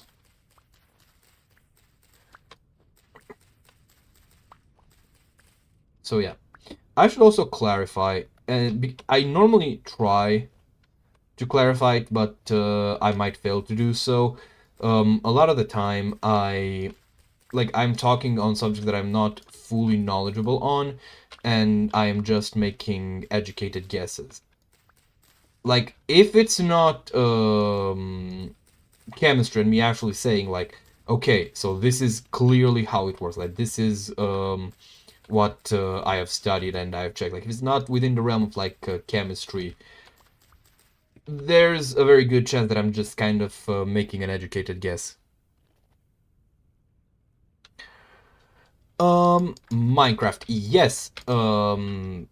I probably would not have found out about this game if if I hadn't played Minecraft.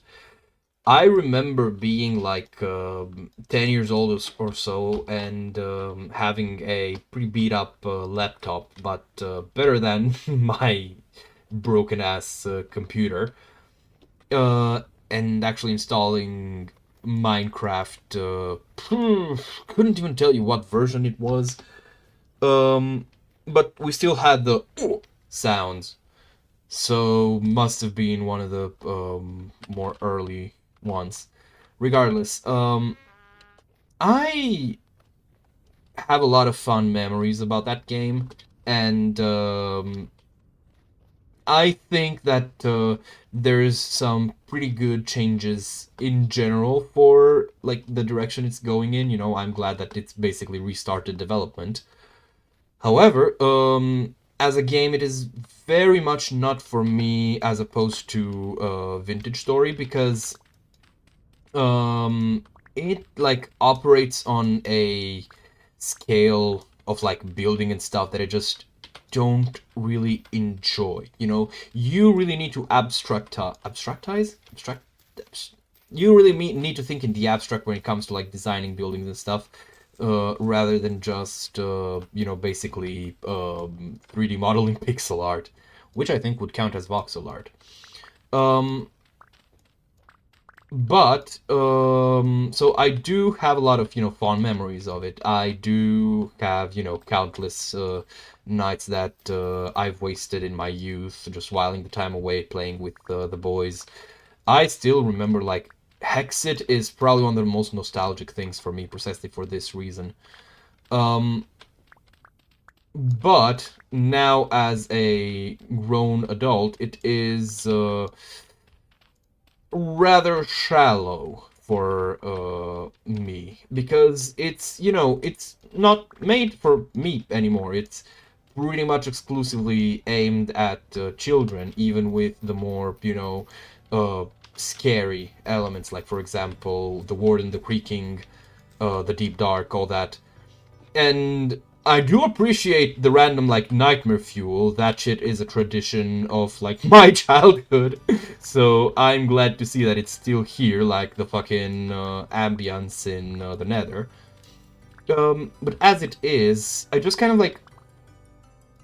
Well, to put it quite bluntly, I haven't played Minecraft for any significant amount of time in ages, modded or unmodded. But Vintage Story has been, to some degree, a game that I've had, like, in the back of my head for, like, ever since I've found out about it, you know. And that is just because, unlike Minecraft, Vintage Story is basically made for me. Yeah, but that's the thing, like, the adult Minecraft community, which, well, I hope it's clear what I mean by that phrasing, is self-sustaining, in that, you know, it's grown adults, it's hobbyists, it's people who are already, like, tech-savvy and invested in the game. Like, they are both not leaving, and a lot of the stuff that they need is more like back-end technical.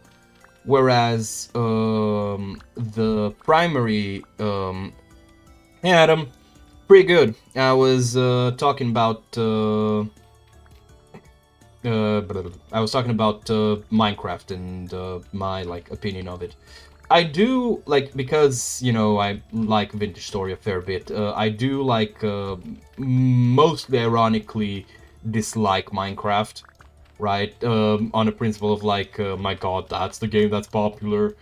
Because I do resent if I see the, like, oh my god, this game is a Minecraft clone assessment. Not that I have a problem with people who confuse it for Minecraft, because a lot of people do that, and I don't have, like, you know, it's understandable. But whatchamacallit, yeah, so it's kind of like the same way you'd feel about, I don't know, trees, right? Like, they're there, it's nice that they're there, but it's been a good few decades since I've, you know, even considered climbing one, right? And as for what I'd like added, to bring me back to the game, honestly, probably the easiest way to, like, get long-term engagement from me would be ground storage and microblock chiseling. You know, stuff that actually lets you do a better job of designing your own space. But that is, you know, like, what I would want for myself, not what I think would be best added for the game, because I don't know what would be, you know, what would best serve the game. When it comes to what I would like to see removed, I feel like I have a very good answer for that, but I'm drawing a blank on it. I think maybe enchantment as it currently is. Like, it's a good concept for a system, but unless Minecraft wants to really lead into RPG, I really feel like it sends very much the wrong message, you know, because it, like, makes, you know, mob grinders seem like a reasonable choice, right? Which, you know, it's also a consequence of the whole, like, scale that you need to build things at in Minecraft. Because if you come into, for example, Vintage Story with, if you come into Vintage Story with, like, the Minecraft builder's mindset, you are very likely to get really frustrated with how little stuff the game actually gives you. But the difference is that, you know, the little stuff that you have, like, you can use the parts of it. You don't need to use, like, all of it or none of it. So yeah, that's at least what I think. Come on, how much more do I need? Oh, only a bit. And I can get mixed clay. Cool, let's go. So, yeah, I think that's reasonably comprehensive, right? Regarding my 2 cents when it comes to Minecraft.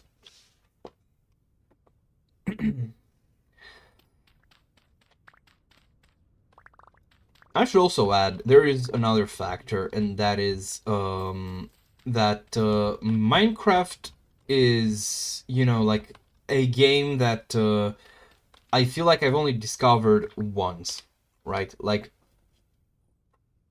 you, sorry, I played it as a kid, and then that was kind of that.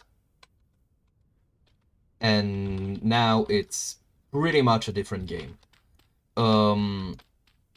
Whereas the reason why I actually this is a bit on a bit of a more positive note, but actually part of the reason why I am so oh no no no no no no don't tell me it's gonna be giving me fire clay.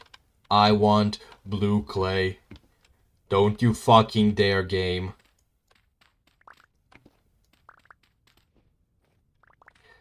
Oh, there we go. So I can get blue clay as well. That's good. Where was I? So, I don't think I would love Vintage Story as much as I do if I hadn't, like, first played Minecraft. Because, for,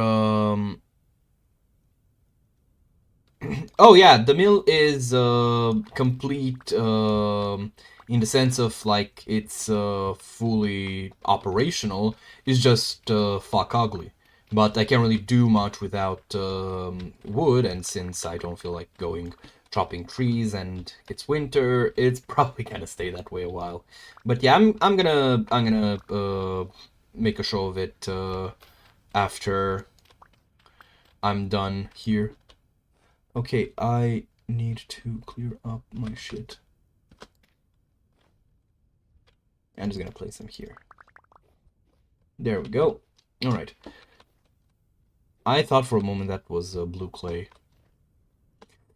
So where was I? I would... Oh, I thought I lost the shovel. I would not be as much of a fan of Vintage Story. I would not love this game as much as I do if playing it didn't remind me of playing Minecraft again for the first time. And that is, like, testament to the strength of Minecraft that in a game giving me this experience, it's basically made me a dedicated fan for, well, life. Or at least until something stupid does happen, because, again, games are an ongoing, or rather, you know, a game that is currently in development is an ongoing process, which might have stuff added that I just don't like. But barring some really bad choices, I can't see this game, like, losing me. Did I? Oh no, too stressed to be milkable, of course. Okay, so I also have some more fire clay.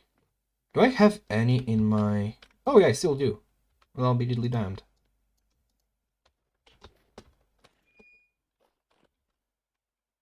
Because I don't want to be making more shingles. I will eventually have to, but baby steps. At least this way now I can't run out of blue clay if I accidentally use up all of it.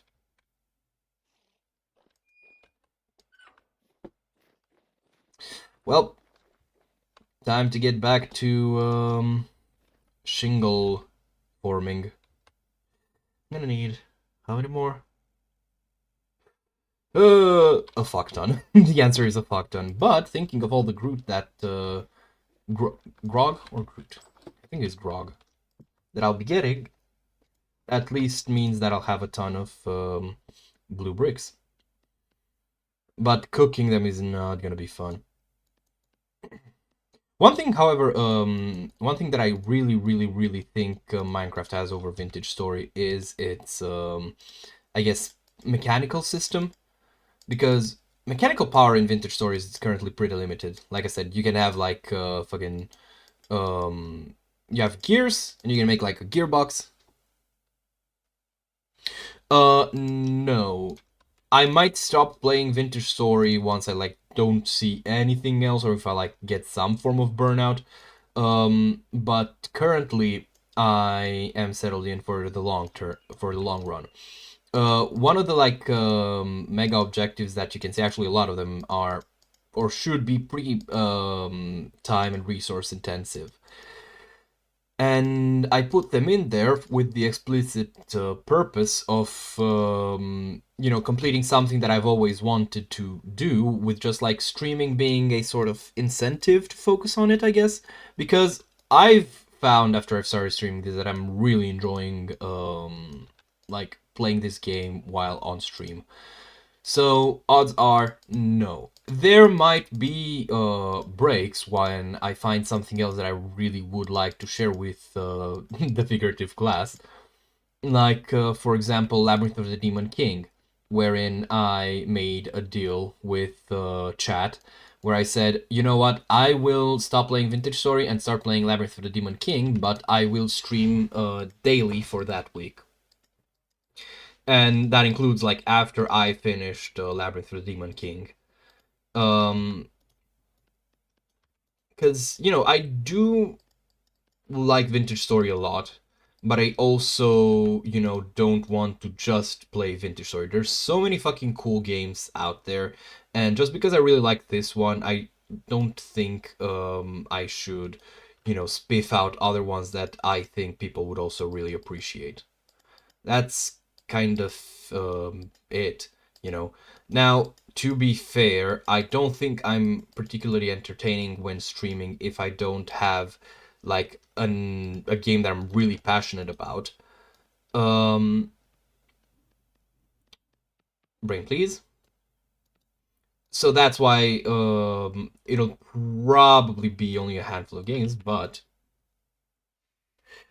yes, it is one of my favorite games. I've played it so much. So I think like back in 2018 or so. What is this? You have a chance for every step to instantly finish a pottery work.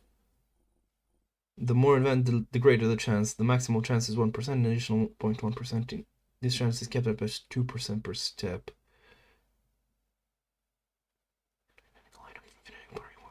Ooh, I'm gonna go with this. No, I do want to get this ability, but it'll take a while. Well, I mean, there's no reason why we can't both answer the question. Personally, it really depends, because I enjoy Satisfactory, but I enjoy it mostly in the sense of like up until I need to like start carrying resources from like so far away, right? That's when I start to kind of like get like lose interest.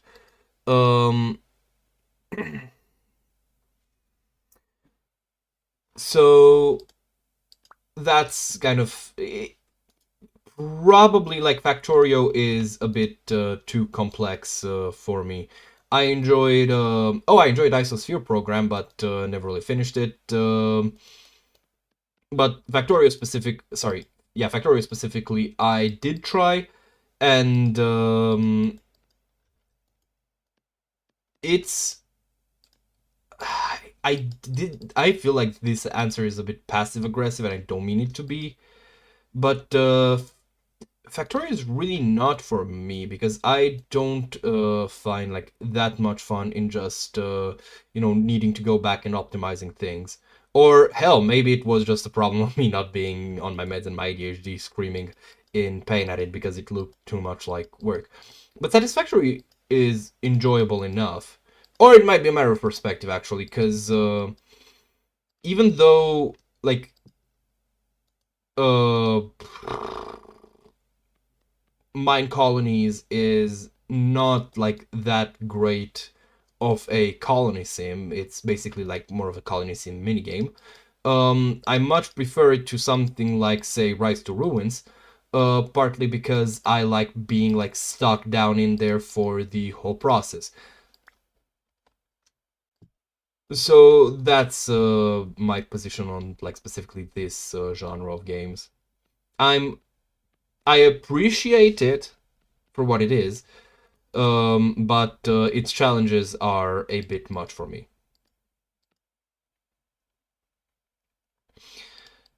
Because even Satisfactory, right? The problem arises when I would need to basically uproot or like replan my entire factory because I have now need for like quartz, which I can't conveniently bring all the way to where I have most of my stuff.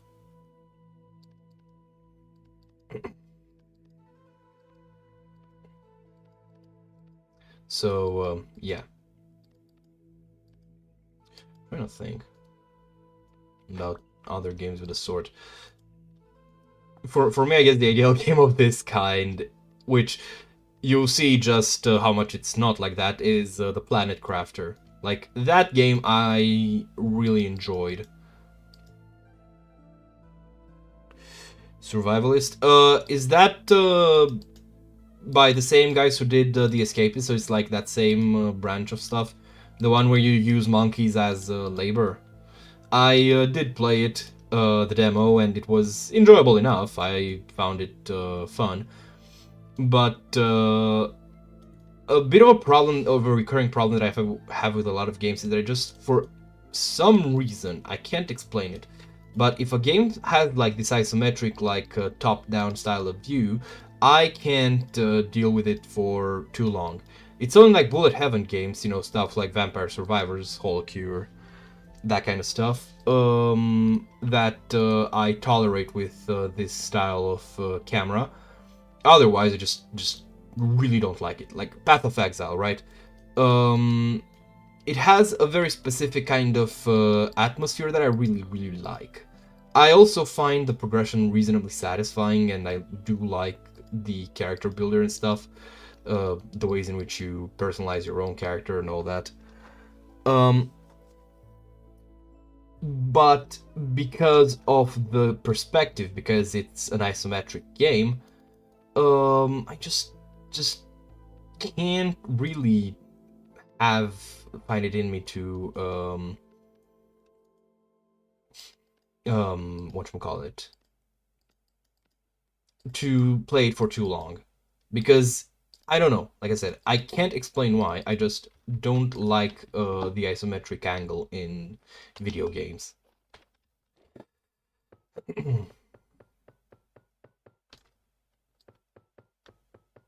Which does suck because a lot of isometric games are really cool. Cool. Paradoxically, with Dwarf Fortress, for example, if I had like, as long as I have an objective for it that is more direct, I hardcore fuck with that game. Like, it's a really fun game, but if it's more of a like you control one character type of game and it's isometric, I just, please no. you know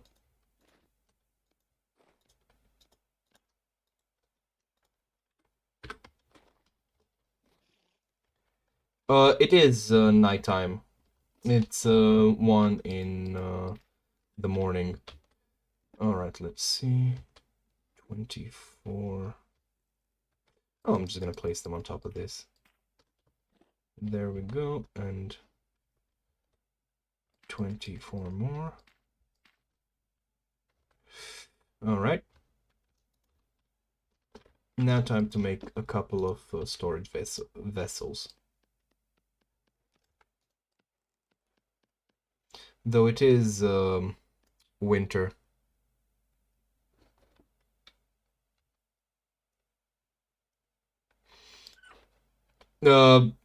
What do you mean by like weird or rare stuff?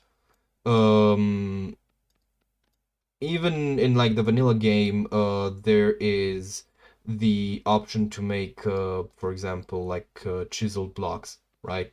So you can like genuinely get into sculpting, and I do mean sculpting in the very literal sense of like, what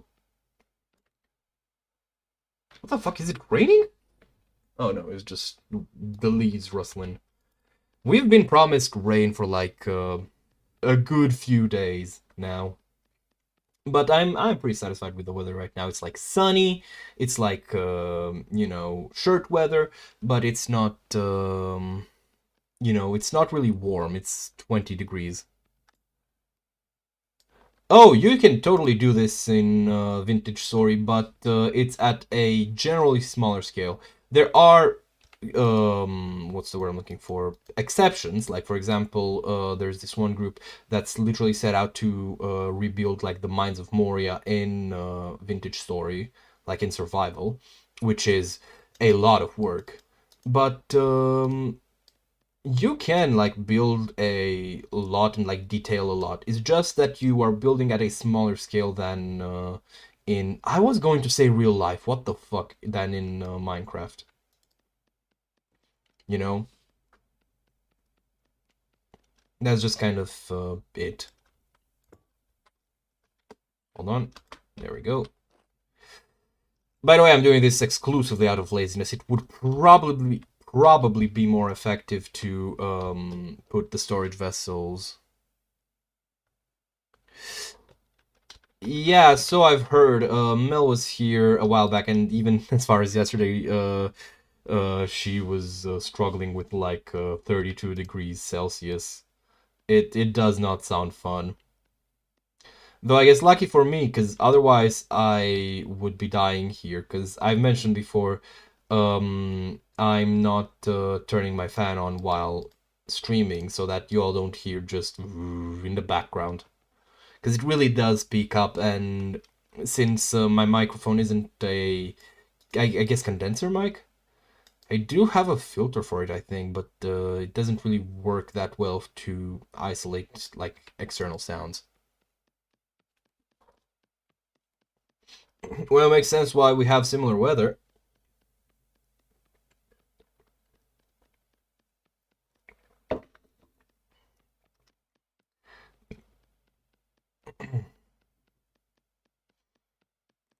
Oh, really?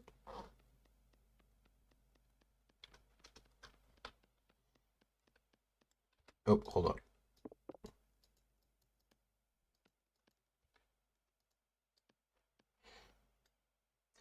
on. No, not significantly. That's why I said like it's right about similar temperatures.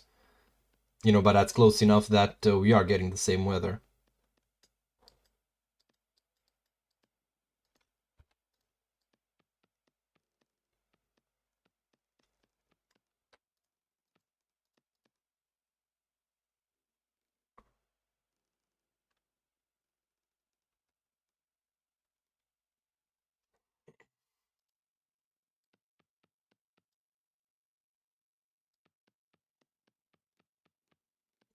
All right.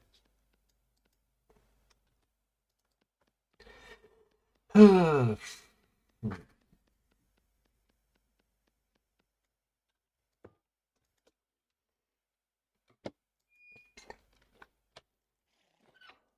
time is it? 3 in the morning. You know what? I'm still keeping hope that these things are going to eventually bear fruit. They're gonna mature. This may be cope, but I choose to believe. Oh no, the parsnips are actually fucked. But the carrots specifically. Come on, you dandelions of vegetables.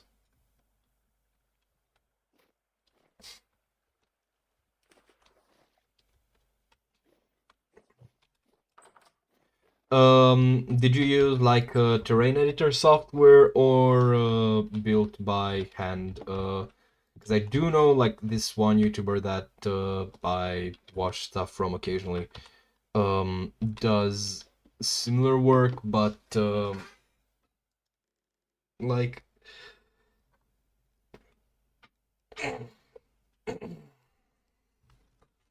you know, on very to build a lot of fantasy bullshit.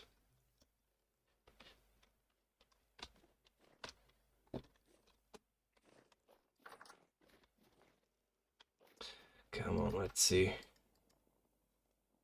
Oh man, actually should be enough. What am I saying? It is like half a stack. And then 8, 12. Well, how about that? I was right. This way, I'm only gonna have to make... I am actually stupid.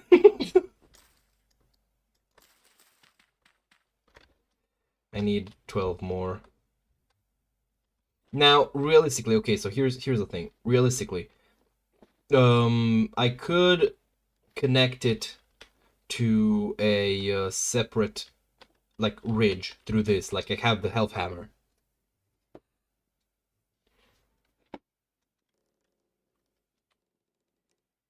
Mm-hmm. God, I wish I could remember what the guy's name was. Hold on, because I'm also worried. I don't want to accidentally, because I have a ton of tabs opened. I'm one of those people, and I don't want to accidentally trigger the autoplay and get you know, in trouble. But let me see.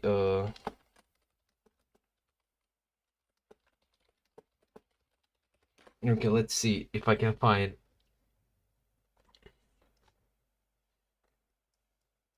Da, da, da, da. Hmm.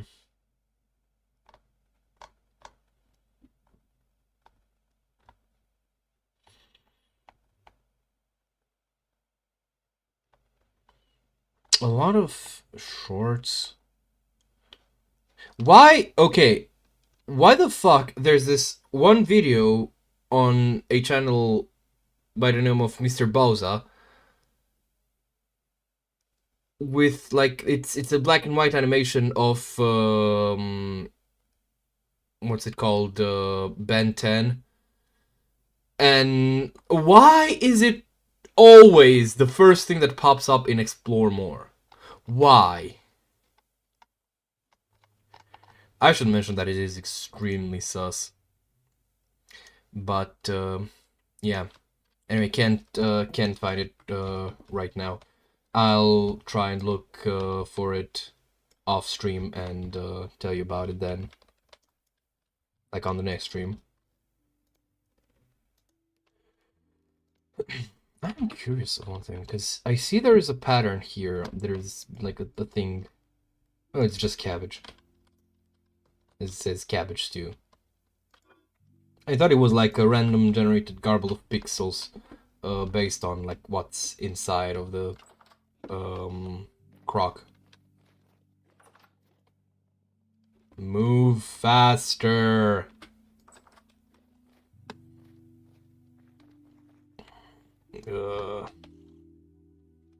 Wait, hold on. Don't I have some more? Or did I actually use all of... Yeah, I used all of my fire clay. God damn, I don't want to make any more shingles. I'm tired, boss. I should put these away. Just to be safe, because I don't think I'm going to have enough to light them up quite yet.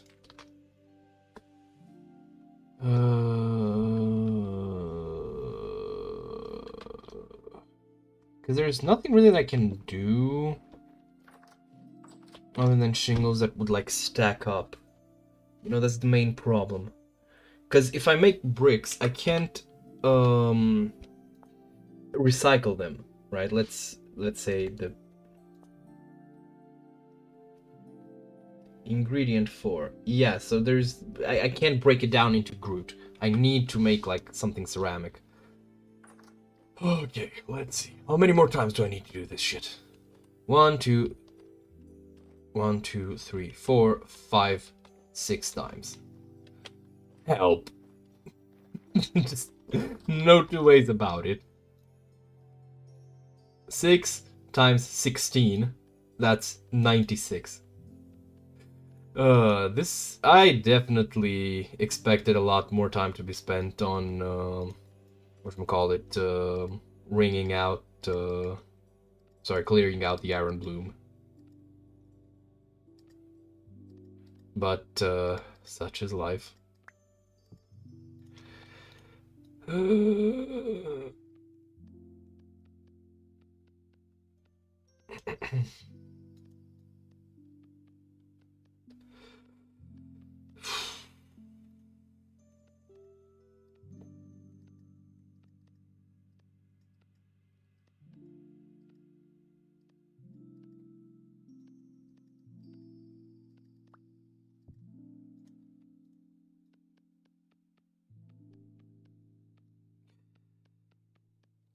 You know, every time I start to feel more and more like complaining, the first round of defense against me starting a winch session is I don't even remember the song it comes from, but it's the breakdown to a Linkin Park song, which just you did it to yourself. It just keeps coming back to me like, yeah, I did.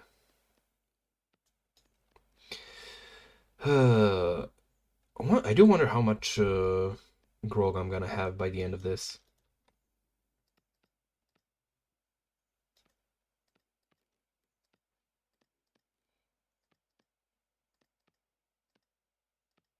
By the way, I've mentioned before that I've started a like I guess I don't want to call it a marathon because it's not the right term, but I've started watching the MCU from like start to end, and just the movies though. I'm not watching any TV shows because I'm still very biased against American TV shows. The only one that I've seen is fucking Breaking Bad, which like bought me over with a specific like the kind of specifically good dialogue that I've seen in places. So that one was like really enjoyable. But even then, like I finished it, and I don't really plan anytime soon to watch El Camino.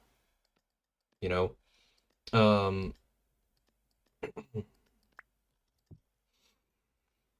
brain, please come on, work with me.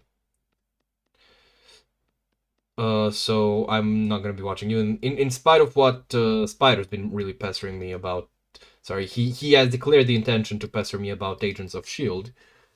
Um, and yeah, that is quite literally not going to happen. But I will be watching all of the movies up until maybe Endgame, maybe. Because the thing with watching all the way there is that like I've seen Endgame like 2 times now, and I think that's enough, right? I like it's a good enough movie, but it doesn't like excite me. It's too polished, which is a weird fucking thing to say, but I like my media with like bristles and some level of like what's the word I'm looking for? Like friction for being watched for the viewer, you know. Um and well, Infinity War and Endgame aren't that. So I believe I've seen, quite enough. But again, it depends on how I feel. My current intended endpoint is going to be um, Civil War, so that's like specifically what I plan to watch, because genuinely, in a take that is probably not even that unique, my favorite movie in the MCU that I've seen so far is the first Iron Man. I The Incredible Hulk is the one with Edward Norton is okay-ish. I like kind of enjoyed. I enjoy the like specific tone that it's going for. Um, but and I appreciate it for being unique. But that's pretty much the end point of it. You know, Iron Man 1, however, has like a lot of charm in my mind. And mind you, I have seen it for the first time like 3 or 4 years ago, right? Rewatched it recently.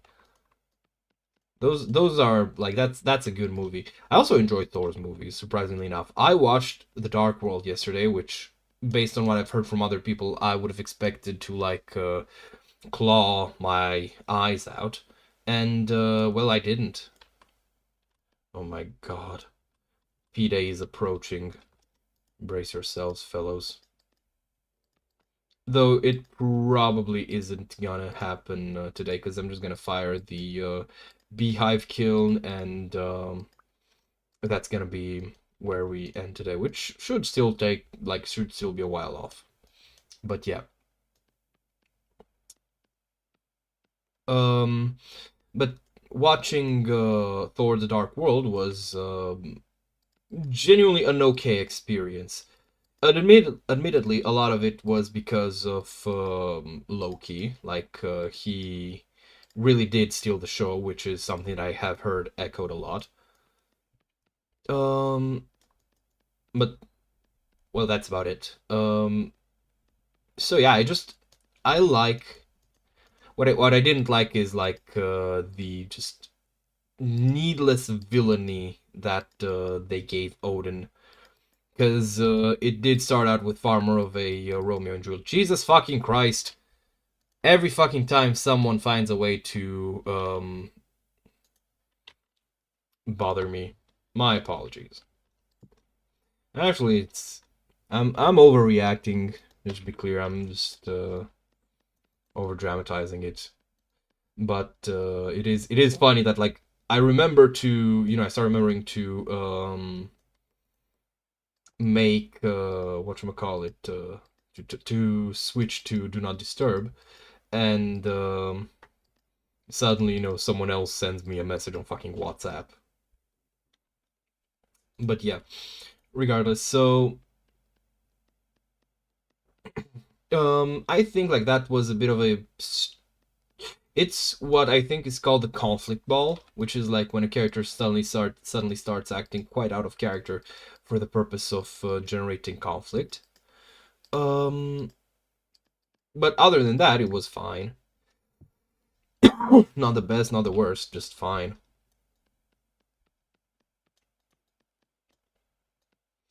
So yeah, but like the thing is, I find that on this rewatch that I really appreciate Thor as a character like a whole lot more. Because before he felt a bit like a spotlight stealing squad. He felt like he was there because he's like some creator's favorite or other. But no, he's like a genuinely valorous character, which I don't know. I just appreciate it, right? Please tell me it's Rift activity high. God fucking damn it.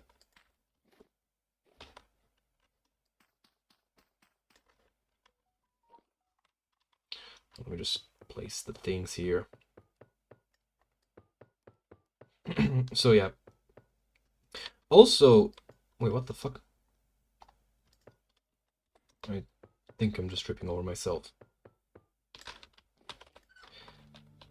Come on, you goat. Please.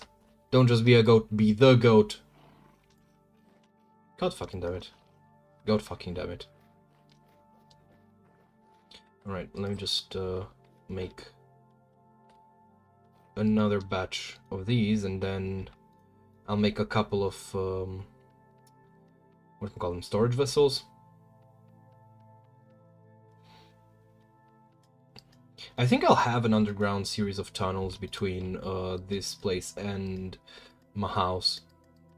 I feel like that would be both practical and cool.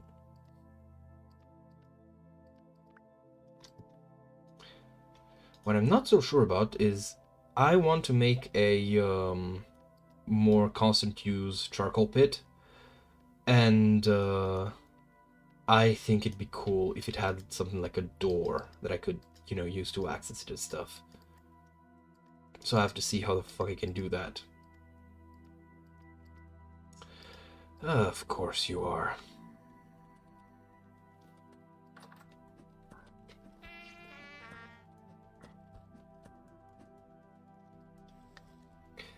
So, how's it feel to end up becoming the sails in my sails?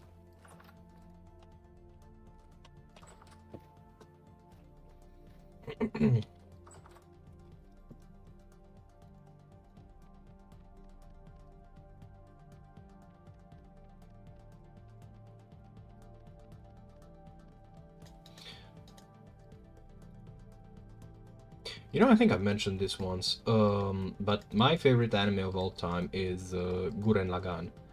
And, sorry, Tengen Toppa Gurren Lagann. And part of it is because I really appreciate a show that is able to both be, like, stupid fun, right? But also have, you know, a lot to say. There's this phrase, like, either you've seen Gurren Lagann or, either you're depressed or you've seen Gurren Lagann, which, you know, basically like, yeah, Gurren Lagann really does help a lot with, well, not depression itself, that's making light of a problem, but it really does help with negative thinking and especially self-image. But what I'm most surprised by is that, like, even for a show that I've seen for more than a few times, and I've listened to so many analyses of, I can just, like, I rewatched it recently, and something that, you know, to me initially just seemed like a throwaway line, actually I realized just how strong of a mantra it is. I was talking about Gurren Lagann as as an anime that I really, really love. And there's this bit which it's an old show, but if you haven't seen it yet, take it on my recommendation. It's my favorite, but even aside of that, it's considered a classic, and that's for a very good reason. And there's this bit where, like, the main character is faltering really badly, and his big bro, Kamina, just goes up to him, like, literally they're in the middle of a fight. Kamina runs up to him, like, launches himself out of his mech in... Oh, right, it instantly completed. Yeah, that. But what he says is, let's see you grit those teeth, right? Which, okay, yeah, it's because he's winding up to give him a punch. But, oh, it is. It definitely does look great. I should get around to watching it. Oh, Made in Abyss is also really great. Honestly, I'm just ignoring those parts because, to my mind, they register as, like, more of a, you know, just purely biological acknowledgement of, like, the situation they are in. Okay, the suppository bit was a bit much, but to the show's credit, it's just a gag about, like, haha, he's uncomfortable doing what, basically needs to be done. And it's also off screen. Okay, speaking of sus moments, there's this show, Asterisk War, and it's not great, but one of the beginning bits is that, or I might be mixing it up with Chivalry of a Failed Knight, but one of the beginning bits has the main character stumble into the main girl's room while she's changing, and he like covers his eyes, goes like, "Wait, I understand that this is a very uncomfortable situation. However, I'm promising you that this was not my intention." And he goes like, "You know what? I'll make this even," and he begins to take his own clothes off, and it's like, okay, the show isn't good, and it like mostly falls into stereotypical high school shonen battle tropes, shonen romance battle tropes, but that bit genuinely deserves applause. By the way, I'll say that if you do want a decent high school, like just generic but not awful high school shonen battle with romance, I will recommend what's it called, Chivalry of a Failed Knight. Like, I read the manga for that shit as it was coming out. I remember nothing of it, but I remember really enjoying it. So that's a recommendation if you're looking for something, well, to be honest, more trashy.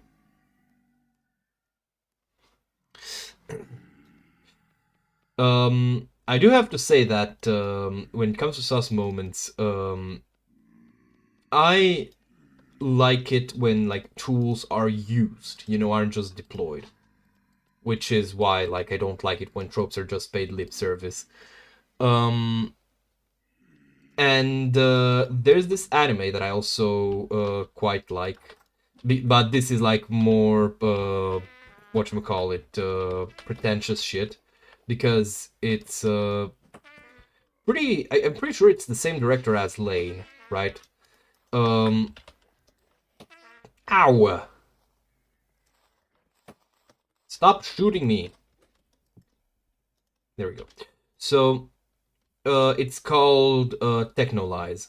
And Technolize actually doesn't really have fan service. And holy fucking shit, there's one sex scene. And I have to say, it's well, it's why thank you. It's pretty intensely unpleasant. It's the best way I can put it.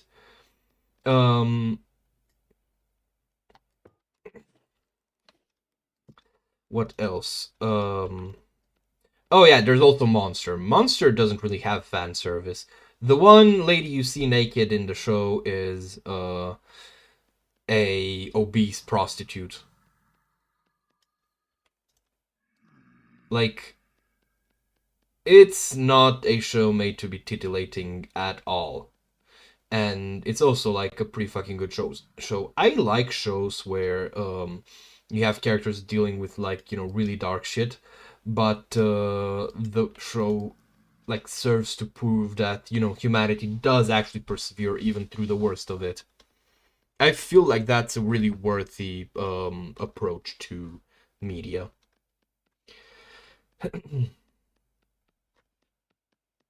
So yeah.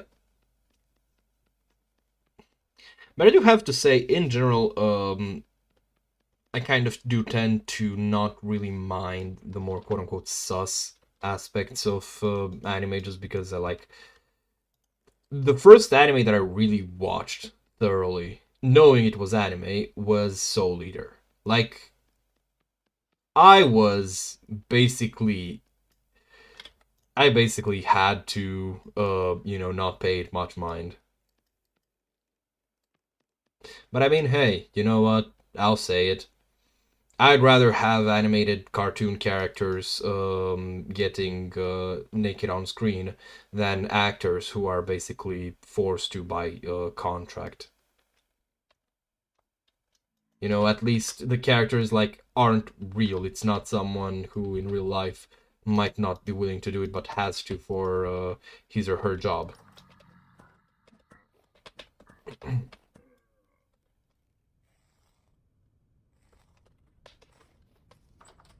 Alright, let's... I'm gonna need the torch, because I can't see shit. I can't see shit.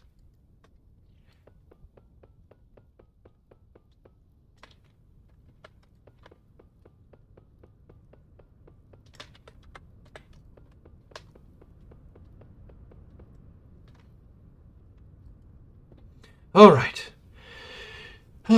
Only a bit more, only a bit longer. And we can fire this up. And I can go eat. You guys have no idea how hungry I am. I could eat a fucking horse.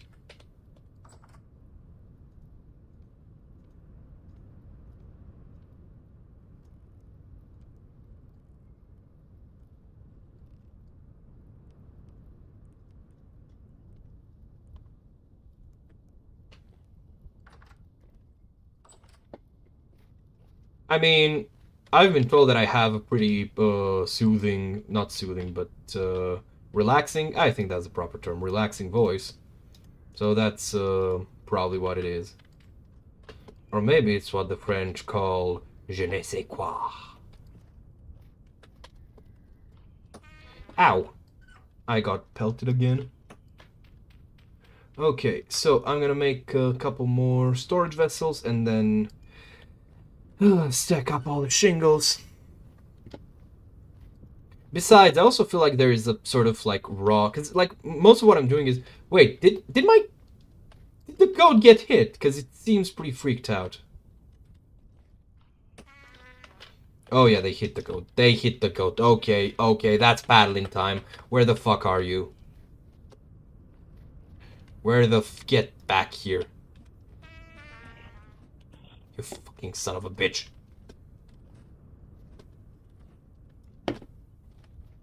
Besides, thank you. I don't necessarily think that much, and mind you, this isn't like a matter of me being modest necessarily. I genuinely don't try to be modest, you know. But I think it's more so a matter of just simply like, you know, I'm just doing work around the house in essence, and the game itself is built to make that satisfying. So watching this feels satisfying in the same way, you know, watching someone play whatchamacallit, brain please. uh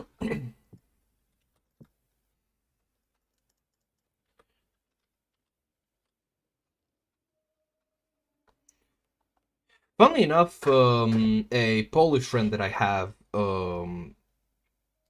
also wants to like start playing this game. It's just that he doesn't have the time to do it. But it is interesting to think that people can find this game, well, enjoyable, kind of separate, I guess, from... Alright, I was looking for my stick. You're gonna get beat up, bitch.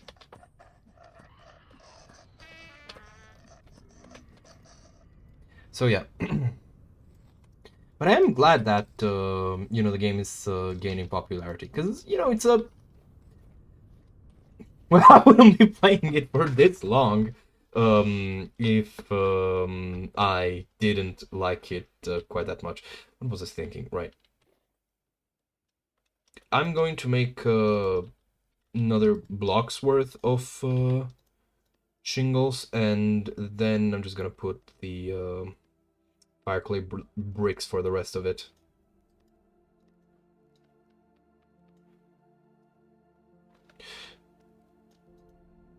Two reasons. One, axes deal slashing damage, which the like rust creatures are more resilient to with this mod. And shields. I have a shield. I lean it somewhere. I probably gave it to one of the statues upstairs. There we go. What? Why? What the? I feel like I interrupted something very naughty. Especially weird since like this one's aged and this one's just freshly made a few days ago. Oh my god, I hate this. I hate this so fucking much.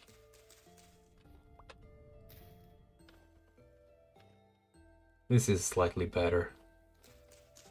But I still hate it. But yeah, and I don't use a shield because the shield is a whatchamacallit, like it replaces my lantern. And in general, I don't try to wield anything in the offhand because what's the word I'm looking for? Sorry, not I. Hold on, let me just show it. Okay, check this out. So you see that my hunger rate is 108 because of all the armor I have. That's 108%. So that means that I lose 8% more satiety, right? Let me pick up the lantern. See, still 108. But then I move it to the offhand and it's 128. And that's not good, right? Because I'm trying to stretch out my food as much as it'll go. And that's why I don't like usually carry a shield in the offhand. Plus, there's no real way to light up dark places without light in your offhand. I mean, there is, but it's kind of wank. So, meh. There is another option actually, but it's on the survival skill tree. And that is a perk which makes you like generate light, right? So you can use that. But first off, that's not vanilla, that's from a mod. And second off, nah, it'll be fine. Besides, I'm close to home, so I get killed. It'll suck, but I'll live. Plus, worst comes to worst, I can just, because I'm just standing inside, I'm not fighting anything. Don't worry about it. Health does regenerate in this game, but it is significantly slower.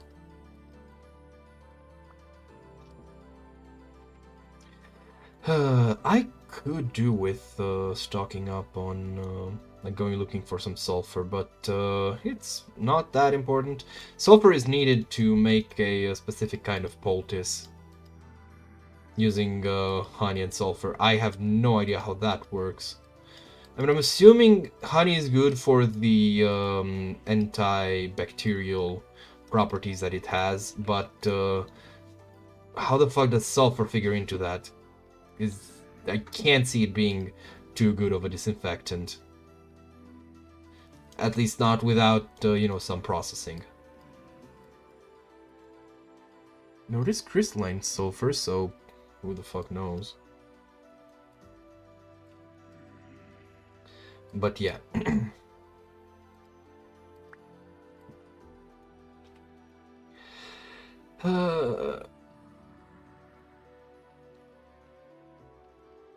Plus, in general, I mentioned this a while back when I made the quarterstaff.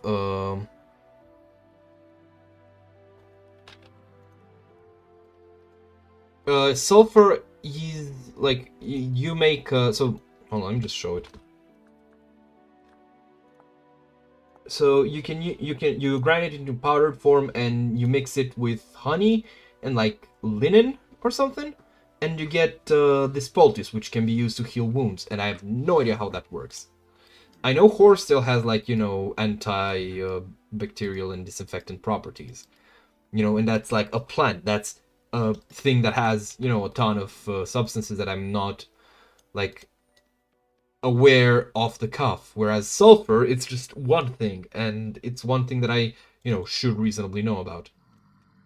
But then again, I've been told not to pour anything having to do with sulfur on my body, and I did experience how unfun it is.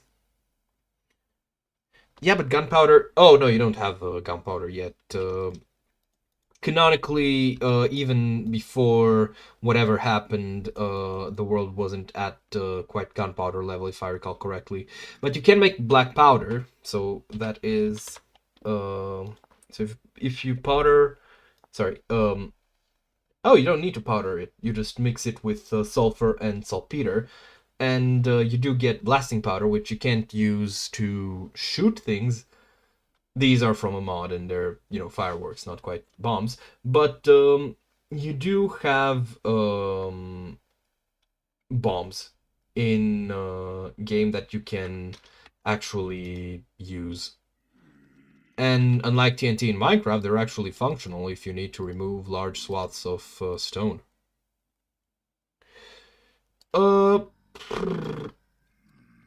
Here's the thing, right? On a personal level, I fully agree. Oh, you're talking that it was, like, accidentally discovered. I thought you were saying that it was a mistake, which, the thing is, on a personal level, I agree with. But then again, I am not the kind of person that is, like, significantly helped by it. I am a big dude. I have never felt, you know, the need to have a bang stick to protect myself, nor have I ever needed it to do such. And I'm also, you know, quite averse to hurting people. That's a pretty important factor to shooting a gun. Okay, let's see. We're just gonna go with fast powder. What does this do? Second identical item. Nah, I'm just gonna go with fast powder. There we go. But the simple fact is that, like, even if there's big dudes who, you know, mean people no harm and want to, you know, protect others and all that sappy shit, there will always be people who are bigger than small folks who will, you know, not want to do that. And we are not always going to be there. And so they do need something to, like, protect them. However, I do have to say that I do think America's pro-gun attitudes are often rooted in very questionable logic. And, like, for example, you know, the idea that, like, oh yeah, but there's still, you know, gun violence in this state that's tightened up gun regulations. And, like, yeah, of course, there's still guns in circulation from back when the regulations weren't this strict. I'm honestly, at this point, I just don't have the energy to go off about that. But yeah, in general, well, it is based on a... Sorry, it did start out as a mod in Minecraft. But because Minecraft is the way it is with making mods, the team just decided, fuck it, we'll do it ourselves, and they developed their own engine, and this game is a mod on that engine, which makes it highly moddable itself. Yeah!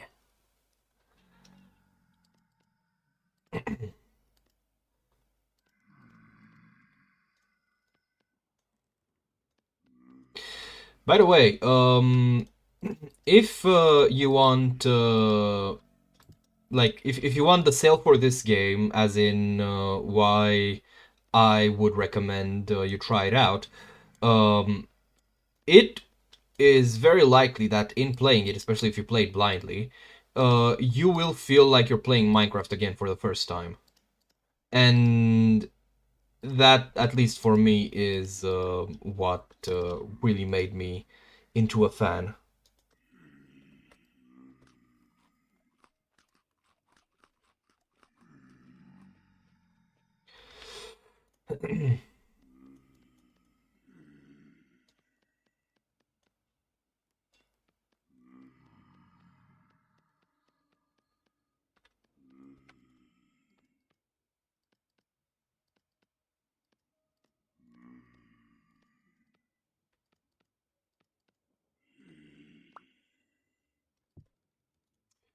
Oh my god, we are done. We are done. Oh wait, no, I still need to make 2 storage vessels. Or was it 1? I'll have to take a look. But yeah, I dread if I'll have, and I will have to, oh god, I'll have to do this more.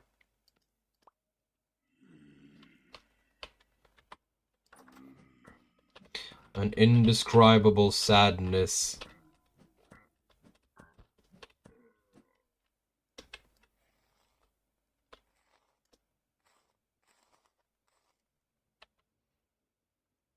Yeah.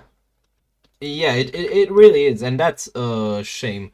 I would suggest if you haven't played this game yet, you know, you've already seen quite a bit of it, but there's nothing like, you know, experiencing it for the first time. So I would like to encourage you to, you know what? No, because it's probably gonna hit the goat, so I'm just gonna go kill it first. Where the fuck are you? Get back here. Ow.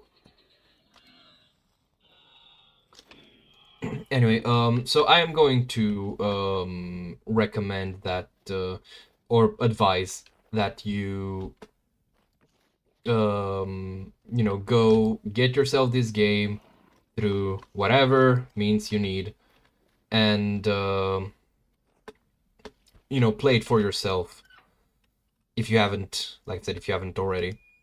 Oh dear, yeah, I'll need to make a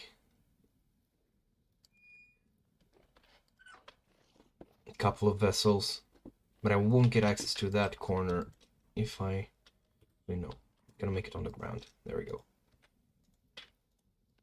Because you really can't like relive the experience of playing really any game for the first time. This one is one that you'd be really missing out.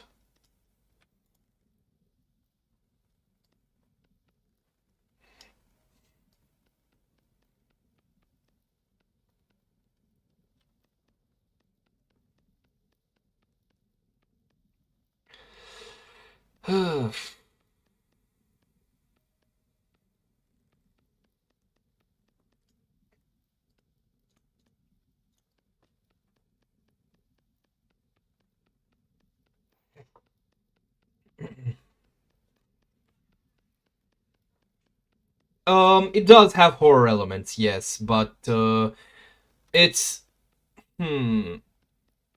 I wouldn't really put it within the same category as like a proper horror game. More so like something like Resident Evil or what's it called? Fucking The Evil Within, that kind of stuff. You know, just less gory. Like you'll be tense, but you won't be like actually, oh my god, I'm so terrified. You know, it's good shit if you, but it is something that I, as a fan of horror, do enjoy. So. Not fully horror, but it does also deploy cosmic horrors beyond our mortal realm. If I manage to find something before the end of the stream, I'm going to make your acquaintance with a lovely chap by the name of Dave.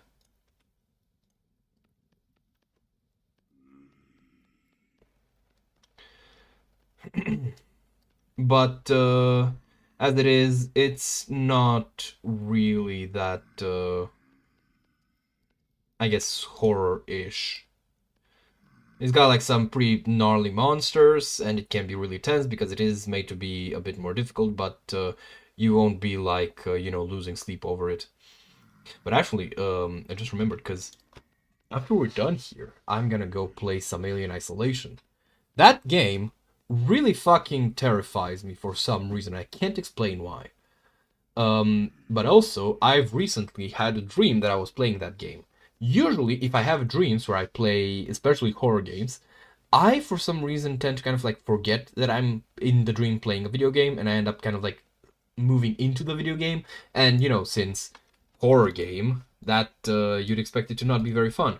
But it was actually a pretty okay dream. You know, I was like scared, but not, you know, like nightmare level of fear. So yeah. dear, please don't tell me I don't... Ow! I am so fucking done with these things.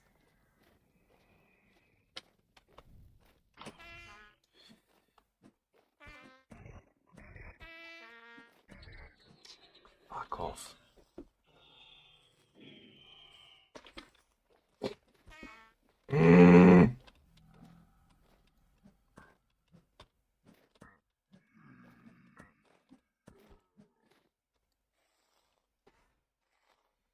I am so done. I'm so fucking done. Oh wait, no, I don't need... Oh wait. Wait. It's at 16. Ah, god damn it. God damn it, I need 4 more. Why? Wait. Do I have more flint? Some flint, please.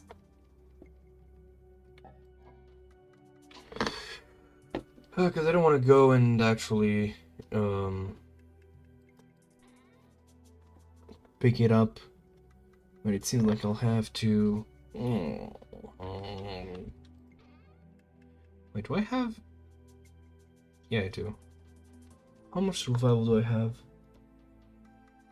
It's definitely not enough to warrant using it.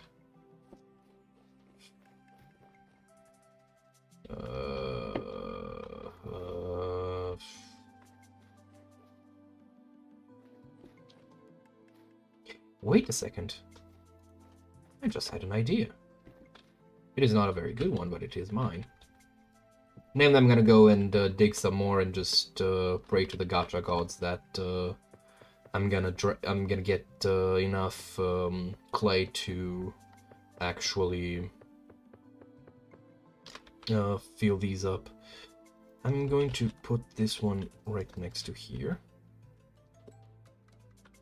for a moment, and I'm gonna store the rest of this clay.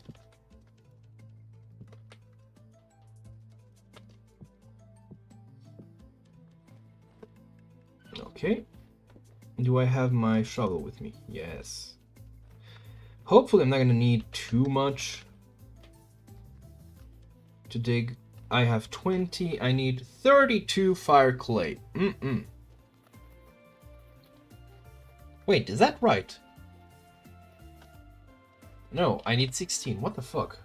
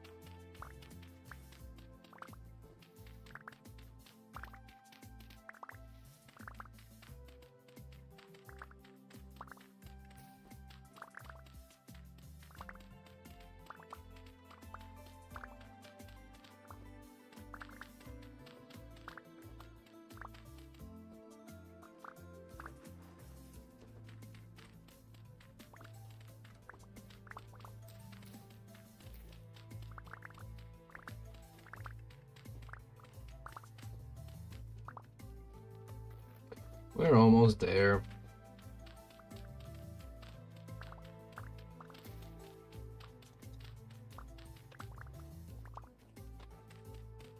Come on. This is gonna be such a fucking slow process, isn't it?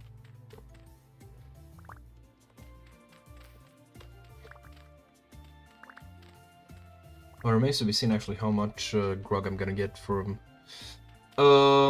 I think I've mentioned... There we go. I'm playing until I can get to set off the kiln. And that's that. So right about now is gonna be... Ooh! Upside, check this out.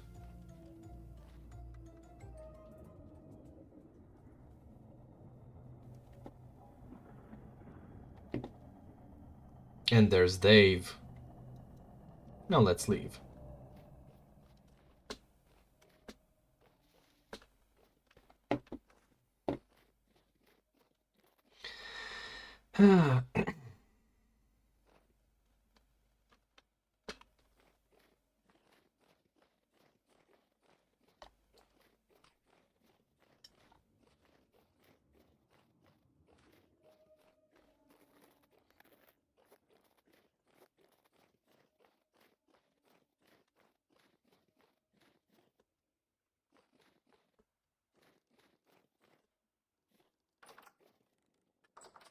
I'll need to pick up a lot more flint.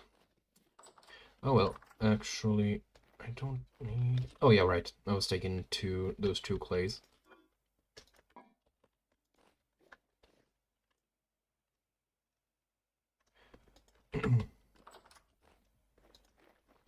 Well, a lot of this game satisfaction is predicated on the idea of, you know, slowly working up to acquiring something. Ah, yes!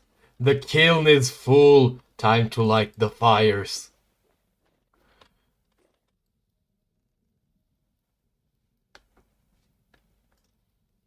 Yes, spread. Spread and burn. I will note that for legal reasons, I must stress that I'm not a pyromaniac. Now let's see, are we gonna finish with the goat getting milked again? God damn it. But yeah, now it's going to start actually heating things up. As soon as the fire actually spreads. But it's gonna spread. Eventually. And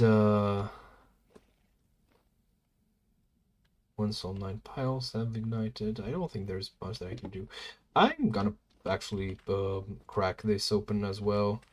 Make another hole down here so I can light it up from this side too. Maybe. I'm not sure if I'm gonna need it this time, but for next time maybe. For the next use, I mean. Okay, receives heat. Good. Alright, everything's loaded up. Everything's clear.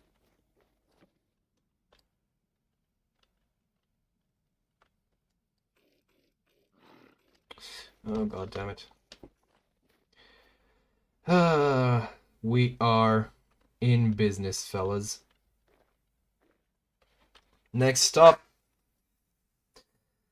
I don't really know. I'm not really sure what I'm gonna do next stream, because this thing is gonna take a while to essentially cook. I'll probably clear out more space because I do want to make like a full proper house here.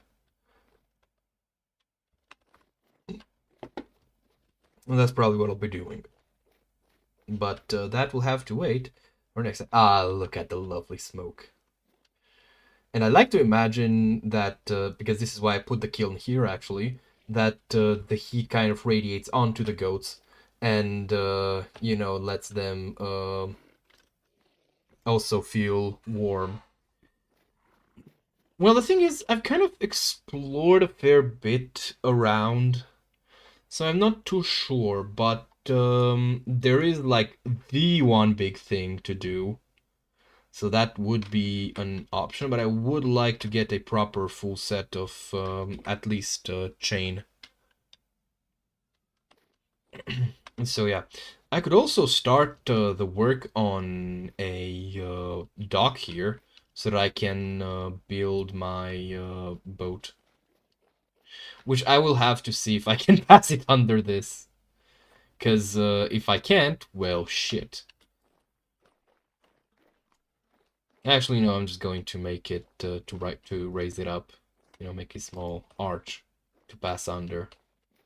But yeah, I can also go chop down some pines so I can finish this building, because as it is right now, it doesn't look too good. There is stuff to do, but not really sure quite yet what I'll dedicate the time to. Anyways, thank you guys so much for watching. It's been lovely chatting with you all.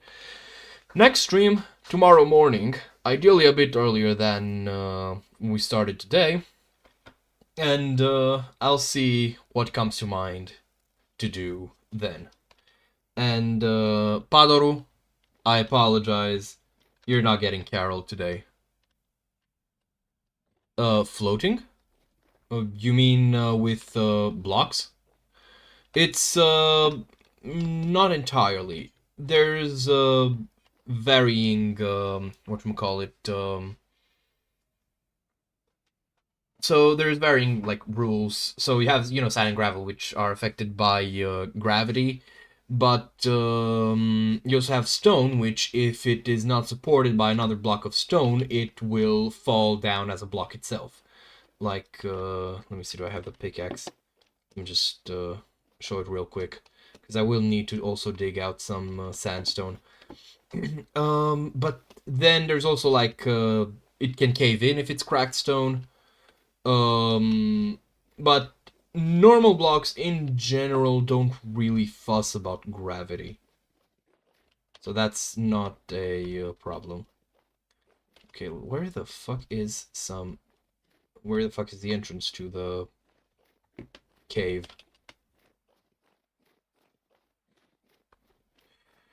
Okay, this will take... Oh, there it is. So check this out. I'm just go inside here. And let's say I want to pick up this block, right? I gotta mine out this one, and this one, and then the one behind it. And now it's fallen as a block. And I can pick it up. And I can use it in crafting whatever I may want. Which, what I want is... what the fuck? I have not seen this, and I don't have my torch with me. Wait. I'm gonna come back.